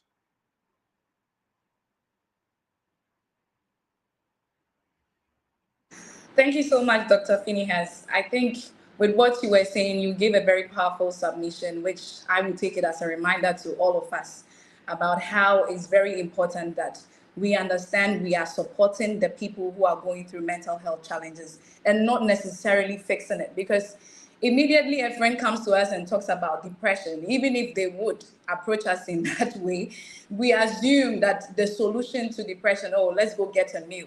And when we give them the meal and they are not okay, we start to get impatient with them because we think giving a meal to a depressed person can fix it. So if we have an understanding that we are performing the role of support and not to fix it, it's really helpful. And to perform the role of support, it's equally important you understand that you may have not experienced what the person is going through, but then again, you put yourself in their shoes, you feel what they feel, and then you empathize with them accordingly. So on to the next question, which is directed to Miss Sandra. How do unresolved childhood experiences affect the way we give and receive love? And what role does self-awareness play in breaking unhealthy cycles? Okay, Dr. Ella, thanks so much for that. Surprisingly, there's this week, the early part of this week, I was having a gist with one of my very close friends, a family member, on something she had to do a presentation in our university, the one that we both attended. And we were looking at how far the Lord has brought us, each, like herself and myself. And along the line of our conversation, we decided we just delve into our past. You know, we used to live close to each other, and we look at the conditions that we lived in and how things have turned around. And we can only give glory to God, because if we were to look at our past and where we are now, it's only God. And so this question really brings back to mind the experiences we have in childhood and how they shape the kind of service or the kind of love that we give to people. So truly, our childhood experiences shape how we give and receive love. Sometimes we don't even realize that it's our childhood experiences, but our childhood experiences, they just don't fade away. They don't fade away in any way. They shape how we give and how we receive love. So if in your bringing up, you come from a house or you come from a home where there's love, everything is being done together, siblings are always together, corrections are being done in love, you realize that that's the same thing that when God blesses you with a good marriage, when God blesses you with a family, you tend to exhibit that same thing. You want to do things in the way it was done when you were a child. Similarly, if you are coming from a home where there was always shouting, love is only expressed when you are seen as a star. If you are not first in class, nobody's expressing love. You realize that when you give birth, that's what you're going to show to your children. The moment the report comes in and she's not first, like the whole world is crashing down. She's not good enough. And that's all you keep on hammering, because that is the experience, or that is the environment where you came from. Now, the good news about this is that the brain is adaptable. So you can always have a change. No matter the experience of your childhood, the brain is adaptable. The brain we can always reshape that brain. And how can we do this? Through self-awareness, being aware of who you are and what you are doing and its impact. Through therapy, just as Dr. Finney has said.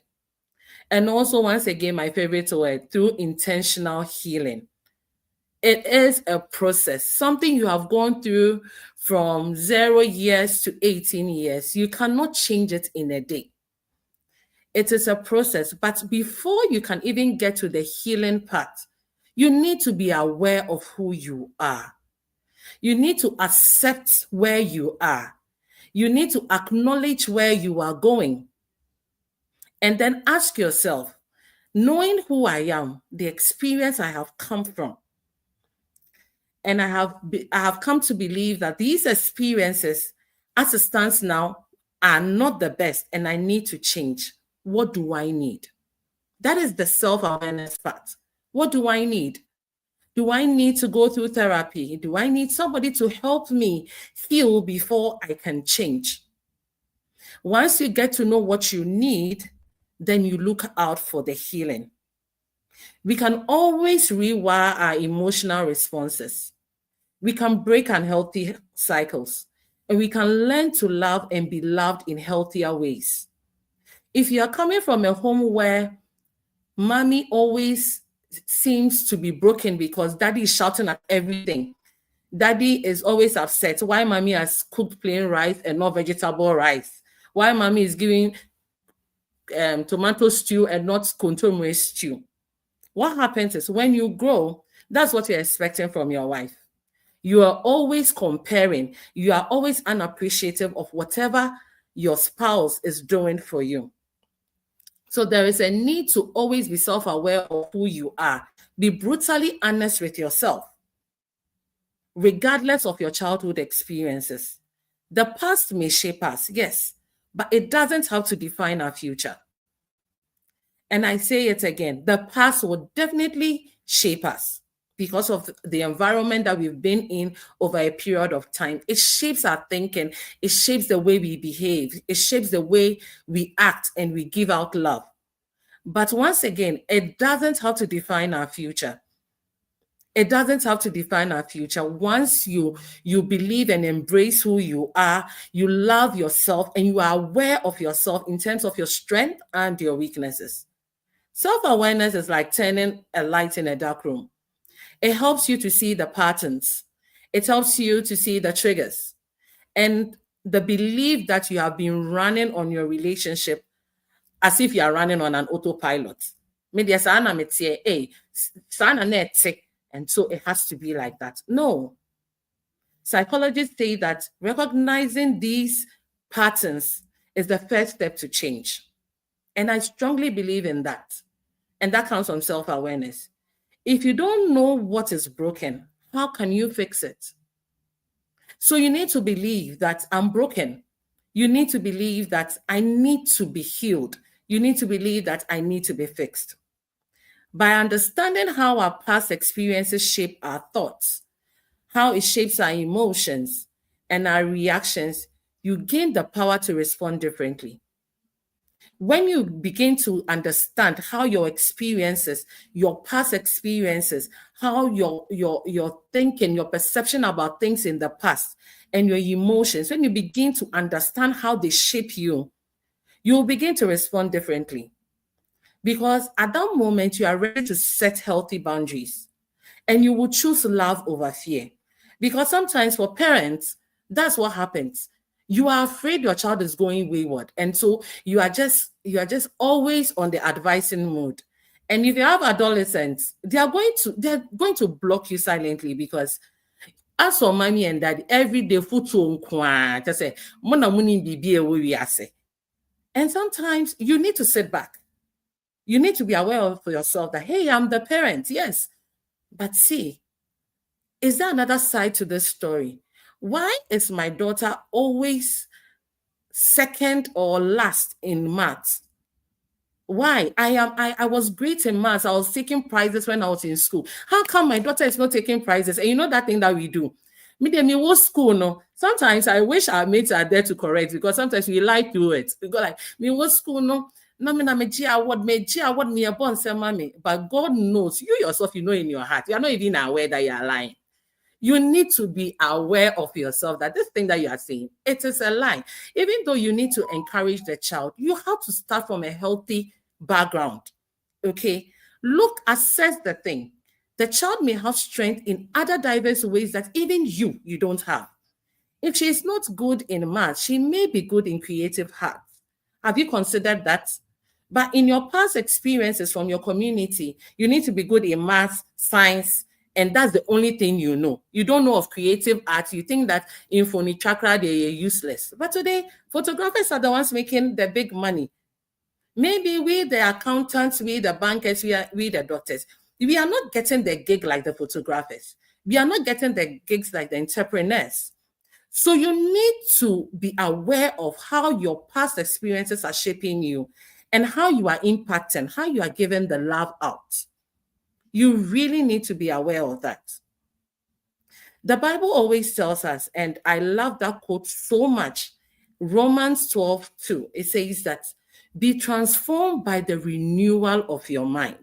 And that's how come I say that the brain is adaptable. Be transformed. Transform is a process. So don't be stuck in your ways. Yes, that childhood experience has been better, but I tell you, it does not define your future.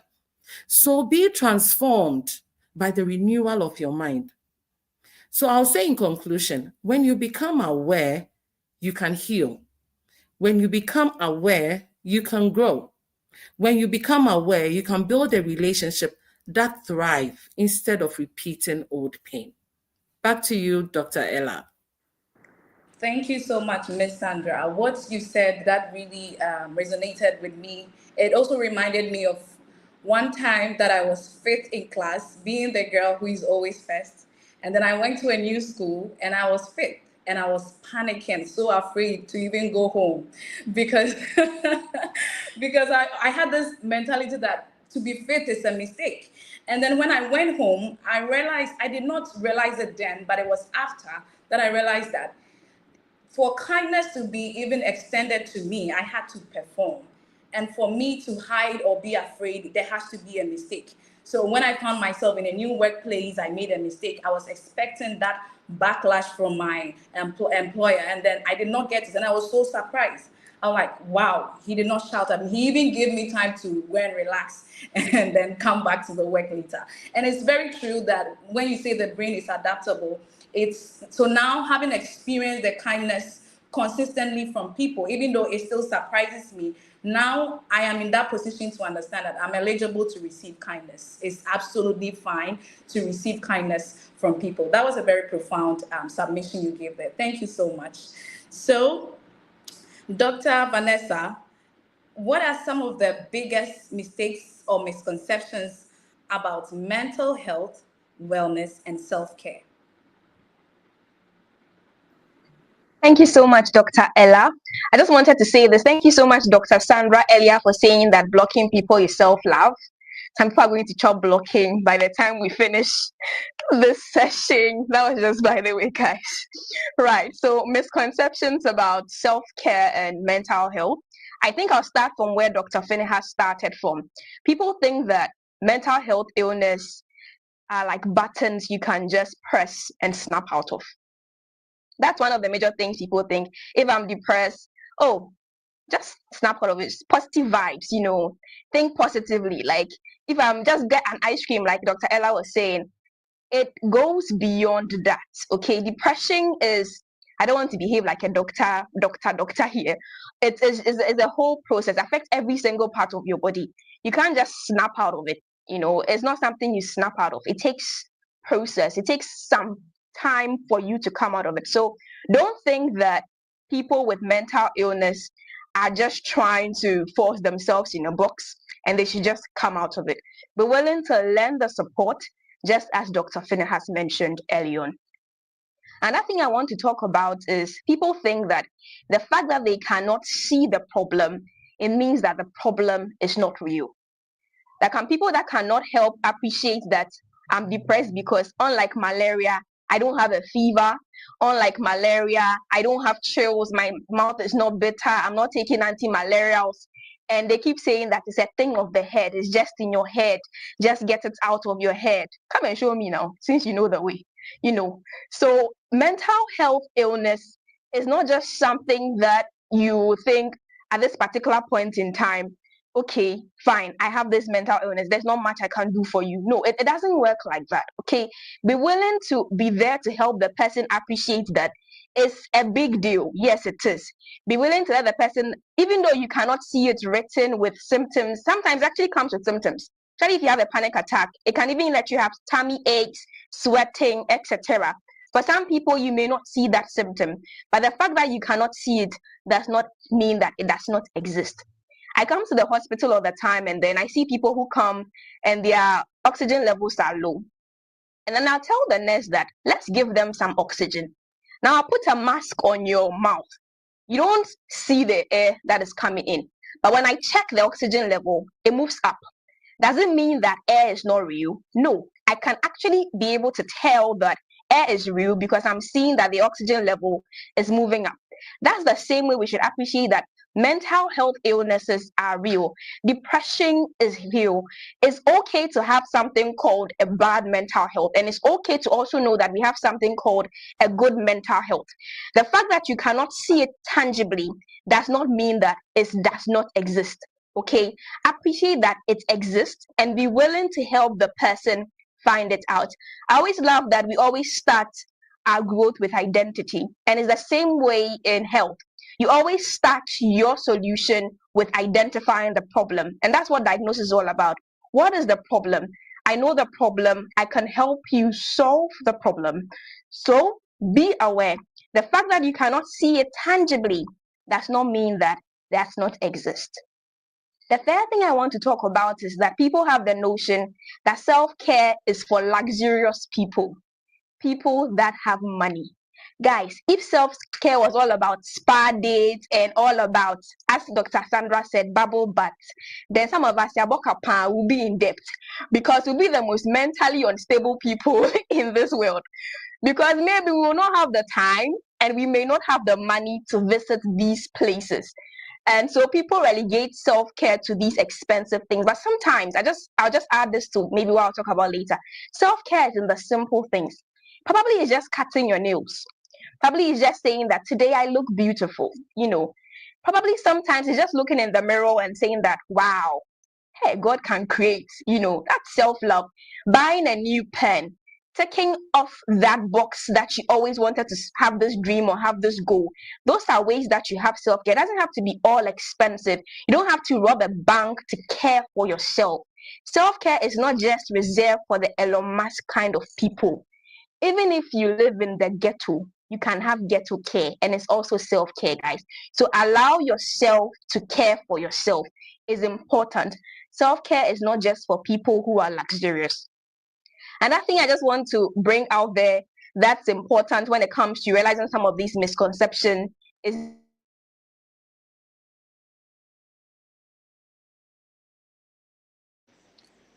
Dr. Vanessa, I think you've accidentally muted yourself. sorry, the devil is a liar, guys. Right. So another thing I want you to know about mental health, and another major misconception that is out there when people talk about, oh, care for yourself, and it's not selfish to care for yourself. People think that self-care is me being selfish. Actually, it's not. How can I care for you when I am not able to care for myself? Those of us, in Jesus' name again, people who have visited the plane or used the plane, anytime they are laying out the safety rules, they always tell you that in the case of an emergency, put on your mask first before you assist another. Even in working in the emergency, before they teach us about ABCs, okay, that is what is used to resuscitate a patient. My boss always told me that there's always a doctor before that. The doctor means don your gloves, make sure you are safe. Because if you are hurt and you are the only person who will be able to save that patient, the patient is also going to lose their life. And so it's important that you realize that self-care is not selfishness. Guys, even when Jesus, when God was creating the earth, there was Sabbath. He rested. God's form of self-care, quote unquote. There's a reason why God allowed that self-care, that self-rest. It's important for you to appreciate that you are not being selfish by choosing yourself. You are actually helping the other person by choosing to be a better version of yourself. Imagine if you are able to do self-care and become 100%. It means you can give more to that person rather than being 50% and even struggling to keep yourself in that right place. So always allow yourself to choose yourself. It's okay. It's okay to choose Vanessa. It's okay to choose Ella. It's okay to choose Finnehat. It's okay to choose Benes. It's okay to choose Sandra. Today, I just want you to tell yourself in this meeting, it's okay to choose me. And if you can even call yourself today that today I want to learn that sometimes, more often than not, I know I want to do big things. I know I have projects lined up. I know, fine. It's sometimes I realize I want you to raise your hand if sometimes you feel like being overly bad by not giving yourself some time because people depend on you. Sometimes you feel like that, and sometimes you even go over apologizing and I'm sorry. But what will it profit a man to gain the whole world, to gain all the riches in this world, and not just lose the soul, but not be able to enjoy it? Very soon I'll talk about the cost of not having self-care. You get all this and then you be taking BP medication and you be taking sugar medication. Like, sometimes, guys, it's okay to choose you and define for yourself what choosing you is. People go around saying choose you, choose you, choose you. But ask yourself, sit yourself down in the vocabulary of Dr. Finnehat, have an introspection of what self-care looks like for you. Maybe self-care looks like for you having a nice time with a movie, a good movie that you love, putting your phone off for some time, guys. The world will still continue if you don't answer that WhatsApp message. In fact, the world will still continue, except you're a doctor on duty, guys.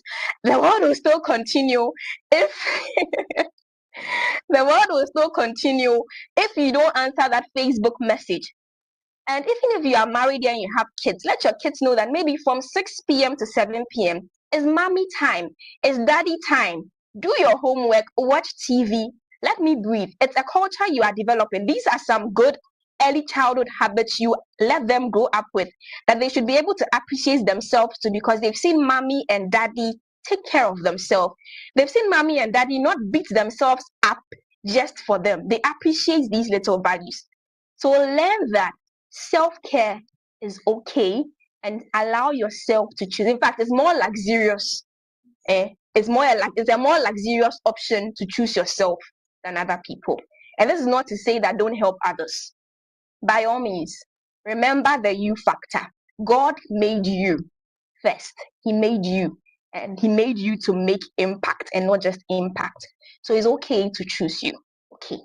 If as many people that can put in the chat box, today I choose, then you bring your name, so that we know that you are really embracing this identity of choosing yourself here in Holistic Medic series on Love Does Not Cost a Thing. Thank you. Beautiful, beautiful. I want to see us drop that I choose myself. This is so profound. Like today, people are hitting. This is not like keys for the world. This is keys for me. I choose me. I'm going on a break. Please, if you all don't see me, I'm on a break. But this is so profound. What you've said, it's not just for the fun of it, but I always say that there's a reason why man was introduced to God's rest. Because God could have chosen to make man on the 5th day, or let's say on the 4th day, and come to meet God actively working, doing things on the 5th day. He could have chosen to make man on the 2nd day, right? There was light already. Then whilst he makes man will see God creating other stuff on the 3rd day, the 4th day, the 5th day. But why did God strategically make man on the 6th day? That means immediately Adam woke up, all he saw was God resting on the 7th day. Like man was literally introduced to God's rest for a reason.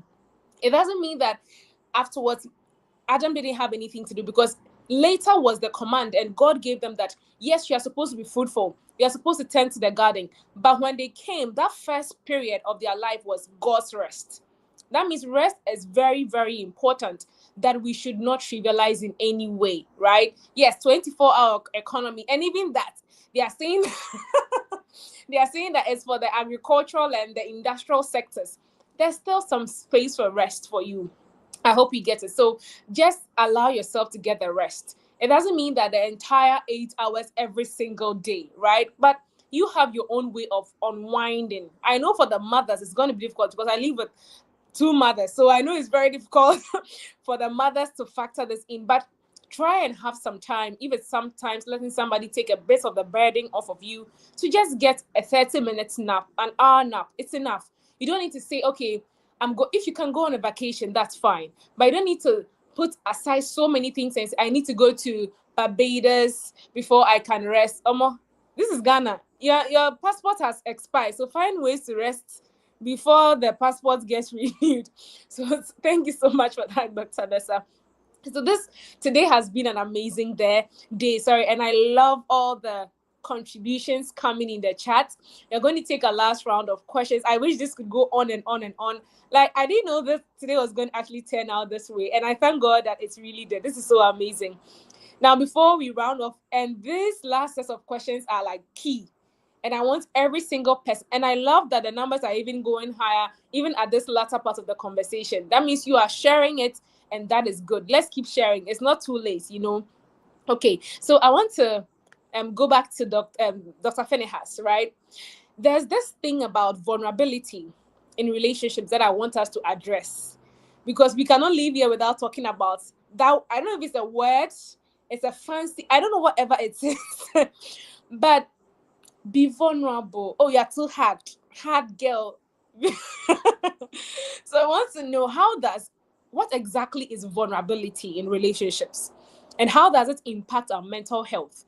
And in terms of being vulnerable, I want us to equally put on the side that the aspect of loneliness in relationships, right? Some people venture into relationships because they fear being by themselves. Like, their panic attacks will only set in if they are by themselves. They say, yes, be alone, but you are not lonely. Those technical terms, whatever they say.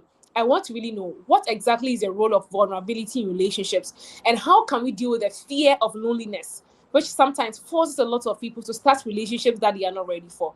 Over to you, Dr. Fedehas. Right. Thank you so much. I think I'll just reinforce choosing you occasionally. Right before I joined this meeting, I mean, I didn't know I'd grown that old to spend every Saturday attending a social event, from weddings to funerals and whatnot. And today I've just had to attend a funeral, and then from there go to a wedding. And by the time I got back, it was past 4, and I was tired and needed to rest for this meeting. So I just put my phone aside. And I'm like, I don't care who will be calling within this 1 hour. I'll just be resting. And to me, that was some form of self-care. And I think that it's important. Okay, you cannot give what you do not have. And it's important to pay attention to nurturing ourselves so that we can offer the best of what God has placed in us. Right. Speaking about vulnerability, in essence, I mean, there's a dictionary definition of it that speaks along the lines of being the state of being exposed. But in this context, we are talking about exposing your true self without any fear of shame, of guilt, or of being judged. Okay, the state where you can really open up to who you truly are. There are persons that we can be ourselves around, okay? And there are people that we give off our best selves around. And so in relationships and concerning mental health, vulnerability is key. The more we are able to be vulnerable, especially in a safe space, in a safe, welcoming space where we do not have to feel ashamed, where we do not have to feel judged, where we do not have to feel criticized unduly, it promotes our bonding. Okay, it encourages authenticity. There is nothing to hide. Okay, this is who I truly am at the core.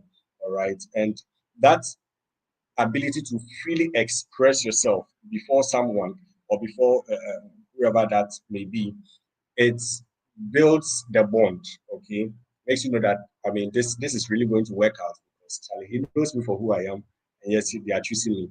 Okay, that's in terms of relationship. Number two, in terms of mental health, vulnerability is key. You've seen, okay, I have seen it in movies. I'm sure you some of you have seen it in movies too, and some of you probably have been to America and abroad, and so you've seen it physically. Where you see people go for these support groups, like for example, they have an addiction with say alcohol, and they go to support groups. Now, the reason why that works is that when they go for support groups, they are vulnerable. They open up freely. Nobody is there to judge anybody. Everybody can tell what exactly they feel truly without being criticized. Okay. And it lifts off that burden, okay, of stigma. Hey, so why are you drinking this much? Don't you know that drinking will affect your liver? I have to be a doctor and cheat in one or two, you understand? Drink will affect your liver, it will affect every organ. No, and they can be free, they can express. And in that state of vulnerability, it is easy to receive love, receive support, and truly grow. Okay, so vulnerability is so key, it's so important. It lifts off that burden of shame, that burden of guilt, that burden of not being accepted, of stigma, all of that. But the key thing is that vulnerability should happen in a safe, supportive space. When it doesn't happen in that kind of space, it will take the opposite effect. Imagine you are being vulnerable to someone like, hey, you are childish, Papa. It will just close you up. All right. Like, hey, Charlie, I used to respect you, but you it will just close you out for decades, if not for life, you see. So when you are being vulnerable and it is received with rejection or judgment, then it has a negative toll on you. And so I think that it's important to be vulnerable, but it's more important to be vulnerable in a safe, welcoming, secure, and supportive space. And I think the second part of the question was about loneliness. Hey, lonely. Well, I believe that loneliness, it leads to an unhealthy attachment. Okay? We are here and you believe you are lonely. When someone feels lonely, they feel that they must go all lengths to have someone for companionship. And it is that road that when you tread along, you start losing yourself. Okay. Because there are people that are opportunists and they play on what you are offering them. Okay. So loneliness, it can create an unhealthy attachment where you know what this person is doing to you. Like we shared earlier, you are being served what you did not order for, what is less than your worth, but you are not willing to speak up for fear that if you speak up, you will lose that companionship and return to loneliness. You understand? And so loneliness can create an unhealthy attachment.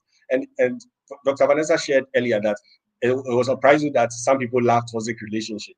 Sometimes it's not toxic relationship, and it comes back to what Dr. Sandra said earlier about how you grew up and all affecting you, because these people likely grew up from a home where they felt they were alone, they were not loved, they were not appreciated. It's them against the world and the universe and the galaxy, and they find people that are showing them what they perceive to be love, which sometimes is just something basic. And you find that they want to throw everything at them because there's something they've never experienced in their lives. And regardless of how bad the person treats them, they still hang on, okay, because they fear that if this person goes, who's coming?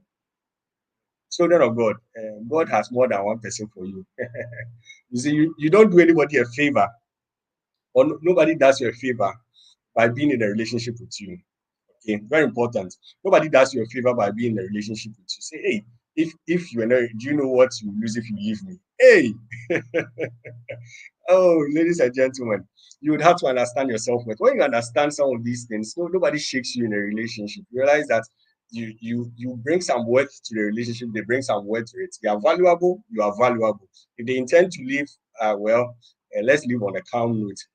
We are all valuable. We are all going okay.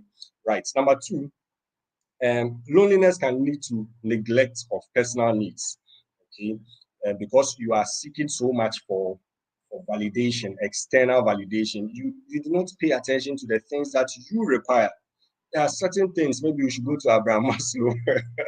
Some basic things that you require, you forgo them because you really want to create an impression that, oh, I am the best person you can have as a friend, just to cure your loneliness. And in the long run, these things don't work. All right, they don't work, and loneliness will just perpetuate you in a cycle of low self-esteem because you do not think yourself worthy enough, you do not think yourself good enough, you do not think yourself qualified enough, none of which is true about your identity. Dr. Sandra defined something that I've written down and I've loved, and I'll go over it again. She says that self-love is embracing the truth and walking confidently in it. It's embracing the truth and walking confidently in it. So your assignment will be, what is the truth about my life? And how do I walk confidently in it? When you understand the truth about your life, that I'm loved by God, the creator of the universe, who looks down upon me with love, you would realize that now you will not need external validation to feel the worth that you have. Okay. Not at all. And I think that, like I've always shared throughout this entire session, that it all starts with God. It all starts with God. Okay. You would need to be connected to God for Him to tell you who you are, okay, for your identity. You will need to tell God for Him to, yes, sorry. So you need to be with God for Him to give you your identity, be your source, all right, and to be your foundation in life. And once you have these things, once you have these things in place, people are calling me to be in another meeting. I have to wrap up. Right. Once you have these things all sorted out, you find that you'll be living a healthier, more fulfilled, more lovely life, ready to dispense love to others. Right. Thank you so very much. Thank you so much, Dr. Phinehas. That was right on point. I'm not going to say anything more to that because you ate it. That was that was so apt, and I believe that we all understand the confines of loneliness and relationship, that it's important to know that if there's something Dr. Finneha said, that loneliness leads to unhealthy attachment, right? Don't just decide to call anyone because you're alone. You pick your phone and you call your ex, and it's like you're going back to your vomit, as they say, right? Because you know your ex will pick up. You don't have a presence, so your ex looks like all that there is. So if I know, I'm not trying to belittle your emotions, but sometimes you have to try and bear. It's better for you to go through the healing process than to subject yourself to the same thing. They said, don't try and go back to the same places that hurt you unless you've healed from it, right? So you have to make sure that you are very mindful about that. Thank you so much for that, Dr. Finneha. We'd like to go again to Dr. Sandra, since now we've given you the doctorate title, who am I not to? As we are wrapping up on our conversation, that I know we've been talking extensively about self-care, but there are certain limits to self-care that sometimes a lot of people think is becoming toxic or unhealthy, right? So where can we find the relationship or draw the balance between self-discipline and self-care? And is self-care only about doing what feels good, or is it also about doing what is necessary? That you wouldn't say maybe you have a very important task to fulfill, be like, okay, self-care, today's my self-care time, I'm not going to pick any call, when you know that you have subjected yourself to certain responsibilities. So how can we balance self-care and self-discipline? Over to you, Dr. Sandra. Thank you, Dr. Dennis. So let's make it simple here. I would like to talk about the relationship between self-discipline and self-care by giving a scenario. So let's see self-care and self-discipline like best friends, but with two different personalities. One is the responsible, the no-nonsense type, and the other loves relaxation and indulgence. So let's break it down this way. So self-care will say something like, you deserve rest. And then self-discipline will say, yes, but you also need to wake up early and hit the gym. Self-care says something like, take a break. But self-discipline will say, okay, it's good to take a break, but don't let that break turn into procrastination. From this, you can see that real self-care isn't just about doing what feels good. It's also about doing what is necessary. So sometimes the best self-care is doing the hard thing now so that you can enjoy the peace later. And I leave you with this. The Bible supports this balance, where one is the no-nonsense type and the other one likes the relaxation. And we can see the Bible supports in this balance from Hebrews. I think Hebrews 12:11. Yes, Hebrews 12:11. And it says that no discipline seems pleasant at the time, but painful. Later on, however, it produces a harvest of righteousness and peace. So that's all that I've been saying.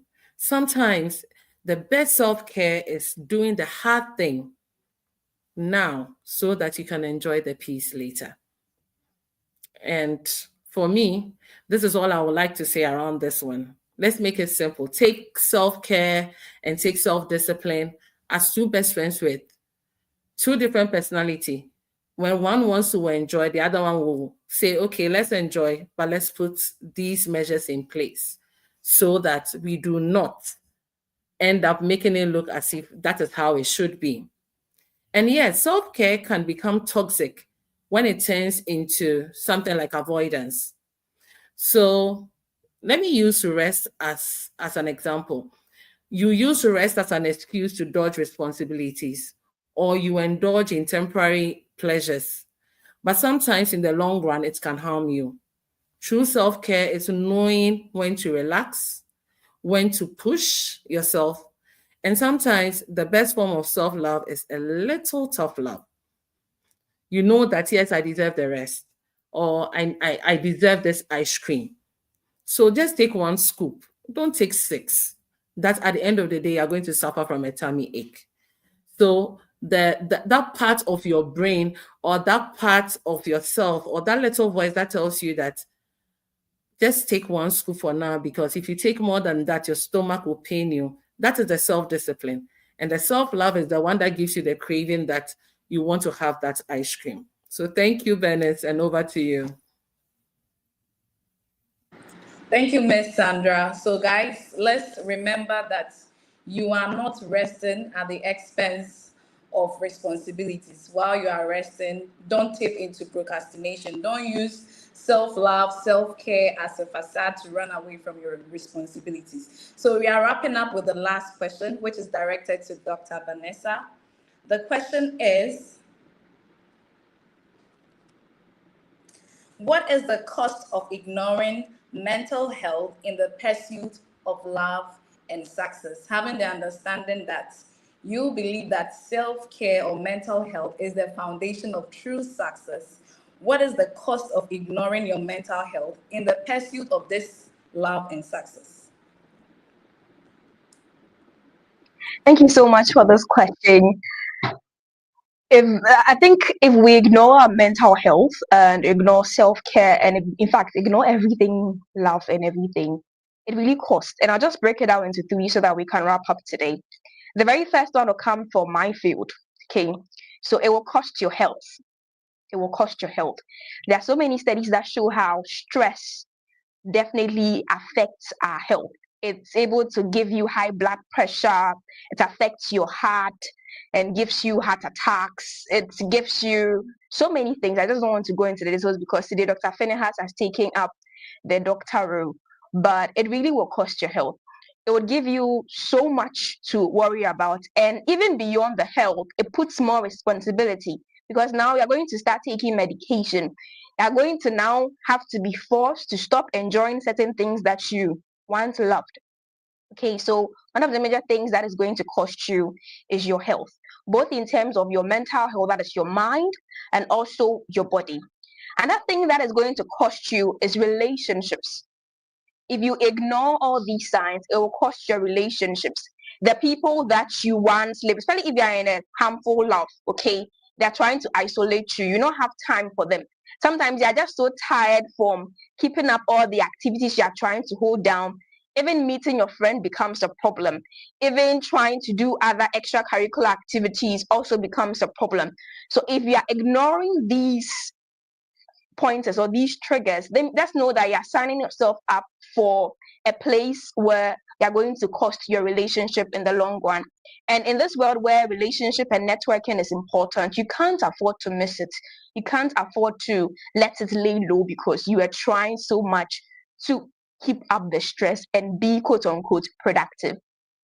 The third thing I'll talk about self-love, ignoring our mental health and love being is that it's going to cost your purpose. Lots of people are chasing wrong things and thinking that those wrong things are the right things for them.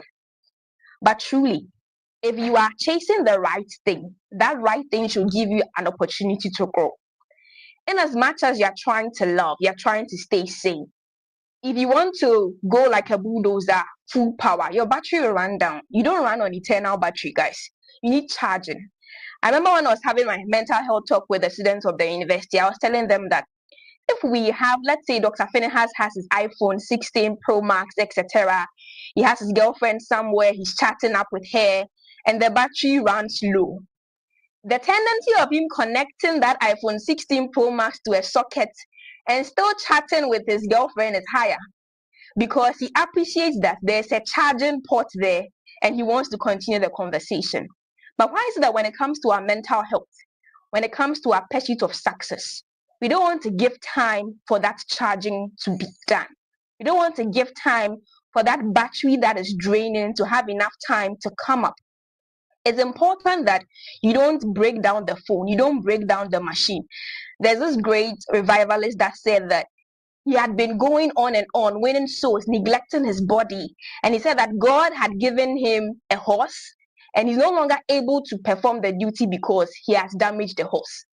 Okay, so guys, it's important for you to know, in as much as you are going in on and on, yes, I want to be great in the future, I want to have success in future, you want to do all the wonderful things, yes, we support you, we are waiting for you at the top, we are there striving for you, happy for you, etc. In the long run, don't let it cost you what you really have to be doing, which is your purpose, because you didn't have the energy, you didn't have the strength, you didn't have the health to enjoy that success. People say that mental health is about feeling well. No, I would rather say that mental health is about functioning well. Love is not just a feeling, it's a function. It's how you're able to, in that particular point in time, give off the best, be the best. That makes you the best. It's not enough to look like the best and not feel like the best or do like the best. So it's important to function like the best. The function is important. Function. So guys, learn this. Mental health, good priority. Love, good priority. Self-care, good priority. Don't allow it to cost your health.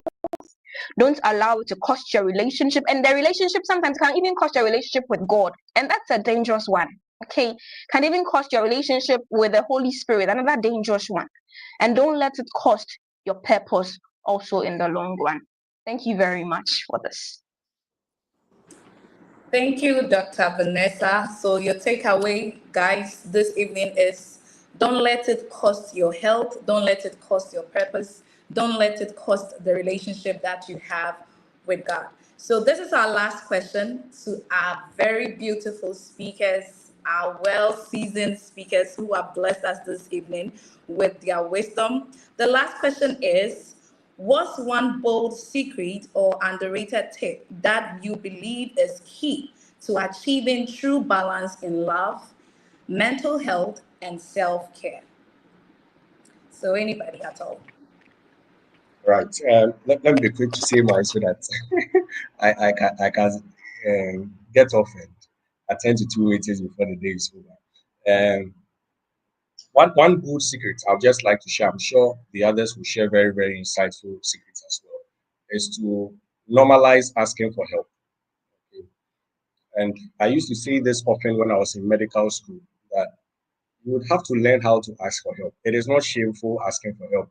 You know, the pedigree in medical school is such that we are coming as the top students from the top schools, of the top of the top to the top, in the top, around the top, onto the top. And so when you come there, it feels weird asking for help, because Charlie, you were the best in your secondary school. How is it that now you are not finding your feet, but medical school humble you, right? And so it became difficult asking for help. But I realized that once you normalize asking for help, you find things easier. There are certain things that people understand and are able to do easily, that you can just leverage on what they have, what they can do, what their skill sets are, and then improve your life. Okay. And in the context of mental health, it is important to ask for help when you are stressed out, when you are feeling not like it. Okay. You should learn how to ask for help. And in asking for help, I always say that ask help vertically and horizontally. Okay. In vertically, ask help from God. All right. Very important. And the psalmist says that all of my help cometh from the Lord. All of my help cometh from the Lord. And it's also important to ask for help from humans, from people that are around you. Okay. There are certain things that God has deposited in people, certain insights, certain wisdom, certain, like I've said, in your skill set that can transform your life only if you are willing to ask for it. Okay. So do not downplay it at all. Normalize asking for help and see your life get better. Thank you. All right, Dr. Vanessa, what's your take on it? Thank you so much, Dr. Ella. I'll just sum it up into this. Like, guys, God is the glue, man is the hammer, and you are the wood. God is the glue because God is into fixing. God is the one that binds together. He said he loves the brokenhearted. God is the one that is going to gel everything together so that you become whole. Man is the hammer because it is through man that God can help you. And that's where the support system comes in. That's where people who are your community comes in. God will use them to help in the molding process, to help in the shaping process, to help you in the refinery process. And you are the wood means that you are the one going to allow yourself to be malleable, allow yourself to be adaptable, allow yourself to change and to grow. So if there's one basic tip, it starts from God, because you can't start from the hammer. The hammer cannot work without the instruction. It cannot work without the hand, the person using it. I can't put a hammer by a wood and expect it to hit. No. There should be someone holding the hammer, and that's where God comes in, right? So God is the glue. He's the one who started out. Man is the hammer and you are the wood. Allow yourself to feel love. Allow yourself to take care of yourself. Even when it feels like it's tough. We learned from Mama Sandra or Dr. Sandra for this discussion that tough love is also self-love in certain settings. Okay, so allow yourself to go through the mill, and it will surprise you that you come out refined, you come out whole, you come out the treasure you always wanted to be. Thank you. Thank you, Dr. Vanessa. That was a very beautiful submission. Miss Sandra, can you help us? Yes, so to sum it all, I would say that the key, the life-changing key to balancing love, mental health, self-care, for me, is a radical accountability. Owning to your emotions, your choices, and growth without excuses or blame. What do I mean by this? So in love, we have to stop waiting for others to fix things. Let's communicate clearly. Let's set our boundaries and let's take responsibility for our part in every relationship. Let's not forget that love thrives when both people own their own emotional baggage instead of dumping it on each other. In the area of mental health, I'm thinking that real healing happens when you stop running from uncomfortable truth. Recognize toxic patterns, take control of your triggers, and doing the inner work. That is, even if it is hard, that is also a real self-care method. And in self-care, I cannot overemphasize this. It's all about doing what feels good, but it's also about doing what feels right. It means that you have to choose to rest when it is needed and when it is necessary. Self-care is not an excuse to avoid responsibility. So lastly, I'll say, if you want a true balance, start taking radical ownership of your life and watch everything shift the moment you start doing this. Christ is a holder. He is the anchor. Lean on him at every time and in every step of the journey. Just as Vanessa has said, just as Venus has said, with Christ in the vessel, we will surely smile at the storm. Thank you so much for this opportunity. It's been an insightful evening for me, and I'm grateful for this. Thank you. Wow. Thank you. Thank you. Thank you. Thank you all so much. I think I've had one of the best times of my life this evening. It's not just because of how amazing and natural the conversation felt, but it's just God giving so many answers to things that I've been praying about. And this man was not yet saying anything, And I'm so glad that so many things came up this evening. And I would say a big, big thank you, Dr. Phenehas. I'm super grateful to you for your time, for your insights. I don't want to share a certain insight tip when I sent the letter to Dr. Phenehas, because I know this is not a natural area that he would want to talk about, but I think from the submission today, I think you need to redefine your niche already, because this was so amazing. God bless you.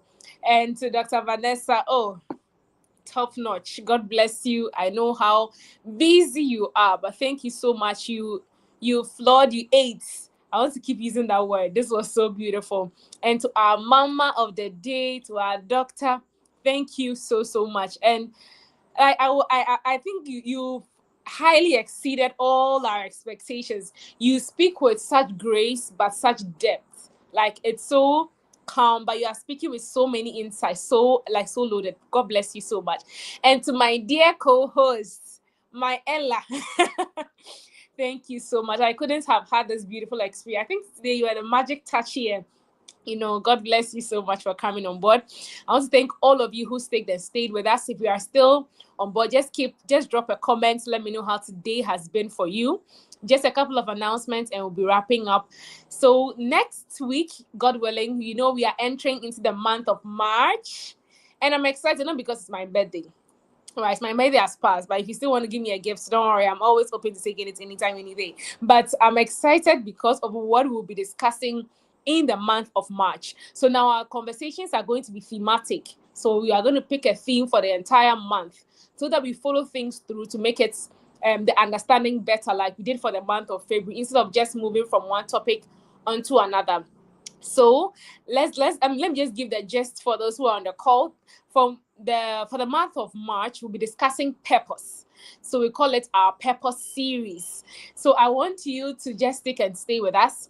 And we are going to be doing something different for the month of March, and hopefully subsequently. So instead of our weekly meetings, we'll be meeting every other week, and the remaining slots will be used for other engagements, which you'll be notified about in due course. So our first meeting will be on the 1st of March.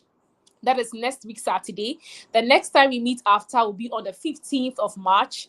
Then we'll meet lastly on the 29th of March. So the slots in between, that's on the 8th of March and the 22nd of March, we'll be having other discussions, not necessarily around the Holistic Medic series sessions we've been having. I hope you all get it. So if you're hearing this, let's be on the lookout. So we'll be having 3 sessions on our purpose discovery. So next week, we'll be talking about discovering purpose, the core within.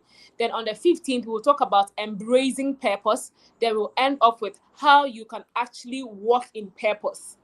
So, and our speakers, you just anticipate, right? So just be on the lookout for that for the month of March. If you are here and you also want to be part of our community page on WhatsApp, feel free and DM me on LinkedIn, and you'll be given the needed assistance throughout. I think these are our announcements for now. Dr. Ella would give us some last words, and she would close us for today. Thank you so much, Dr. Bernice. So this is my first time even partaking in a LinkedIn Live. So I would like to say thank you for giving me the opportunity to be here, to be part of your speakers, to be your co-host. I really don't take it for granted.